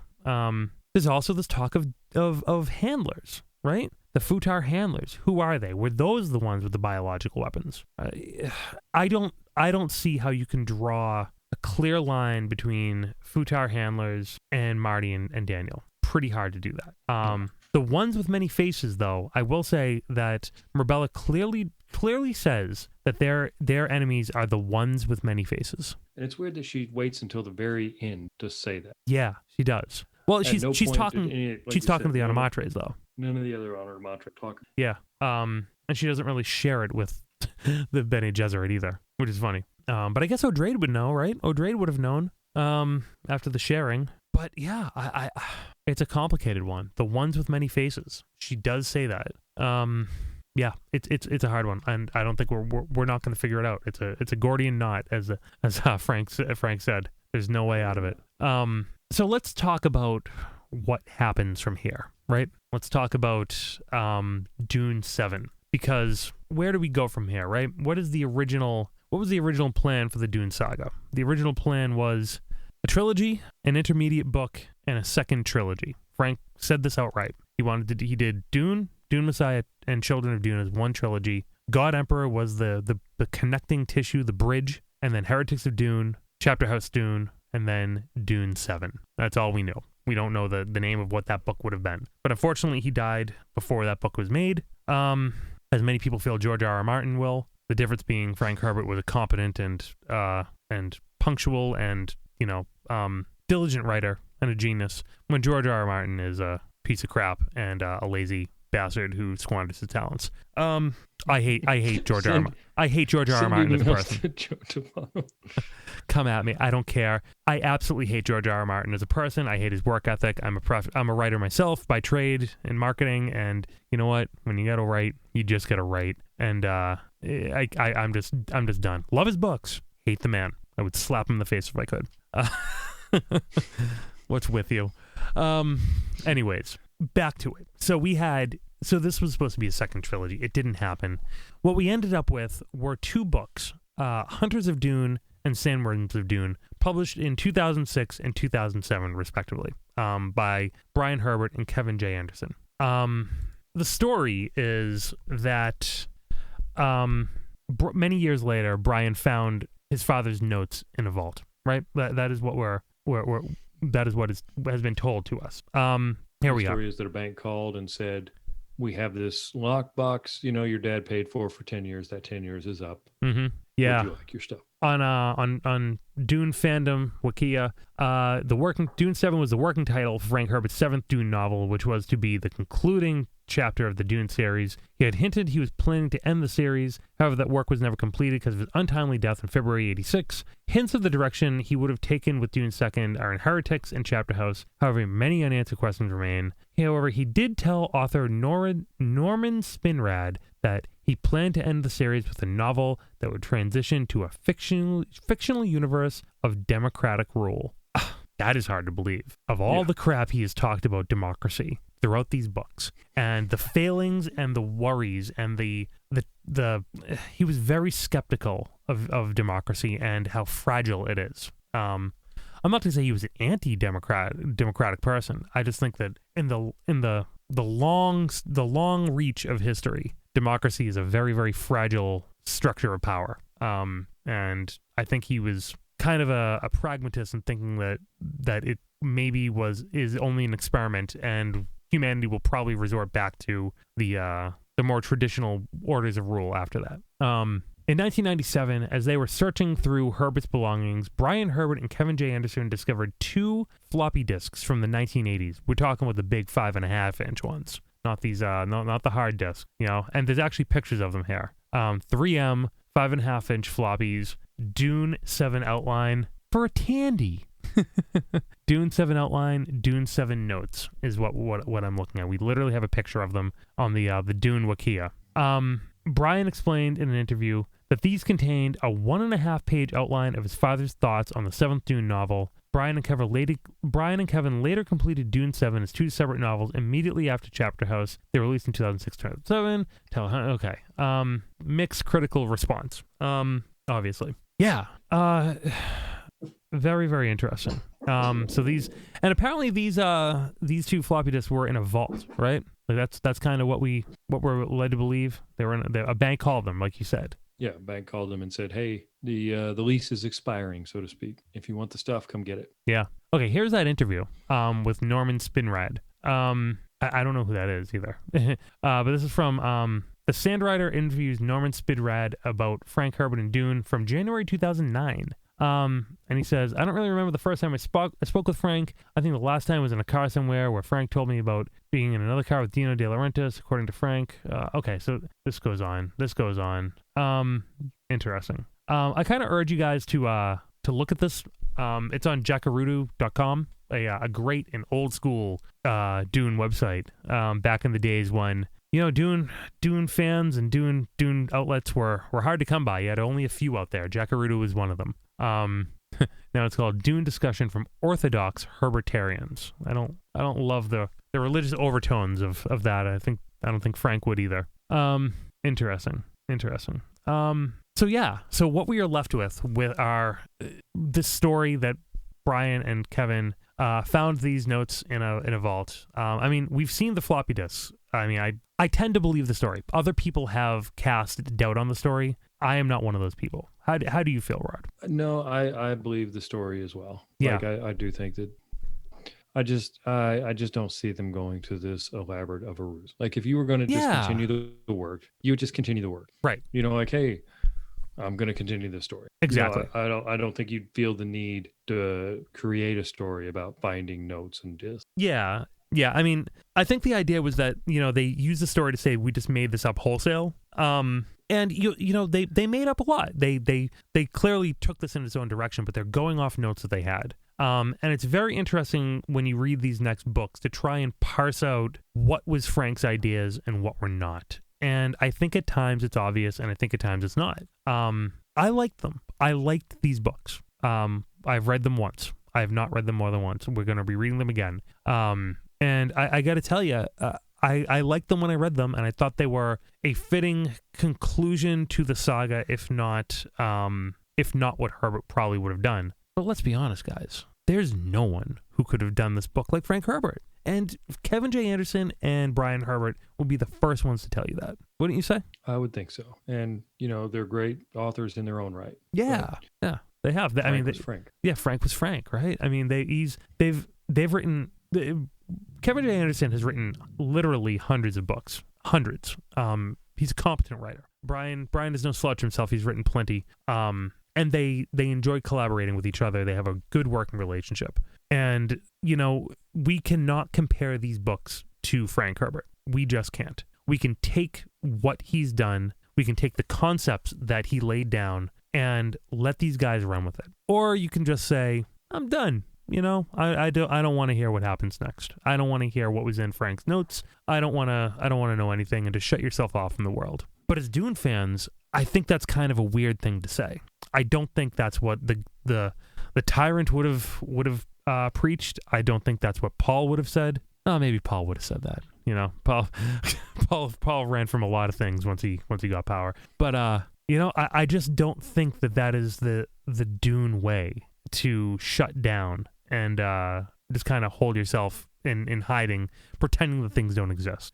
Why not embrace it? I mean, there's so much more out there, and you're just doing yourself a disservice by not partaking. Yeah. You want to think of it as an expanded universe? Go right ahead. You know, because it is expanded. It's 2 other people writing a universe around 6 core books. That's fine. You don't want to. You want to say they're not they're not the same as Frank, that's fine too. You want to hold these to a higher standard? I think everyone can. That's fine.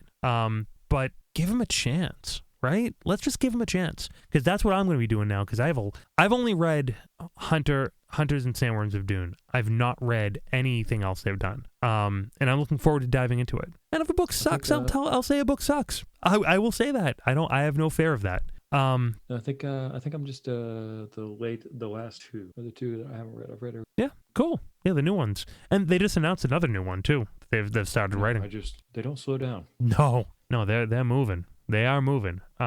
So we have a bit to catch up on. The writing style is different. It is more straightforward. It is not as dense as Frank's writing. Things are written in a little bit more of a modern fashion, you might say. So more fast moving. They do move faster, even if they maybe even higher page counts. But it's just a different way of writing. It's a different style. So I just think that we'll probably be able to cover them in shorter form and faster. So that's where we are. So exciting times are ahead. We have a lot to cover, and let's not forget we have a lot to cover with a film coming out, potential series coming out, merchandise, games, comics. Rod and I want to talk about the Dune House Atreides comic series that recently came out, as well as the Dune graphic novel that came out.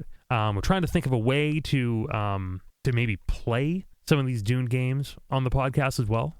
So yeah, and of course, your emails are still coming in. We're reading them all. I read every single email that comes in, and we're going to be doing an email show very soon. So, Brett, any final thoughts on Chapterhouse before we hit the music here? No, how do you not enjoy it? The ending is, of course, I agree with you, one of the greatest cliffhangers in modern print media, just in general. Yeah, yeah. How can you? Yeah, I think that's about it, right?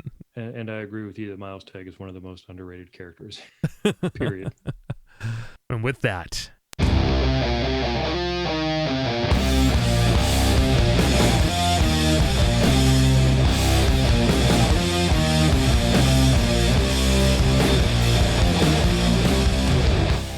All right, guys, thank you so much for listening to the DuneCast. We did it.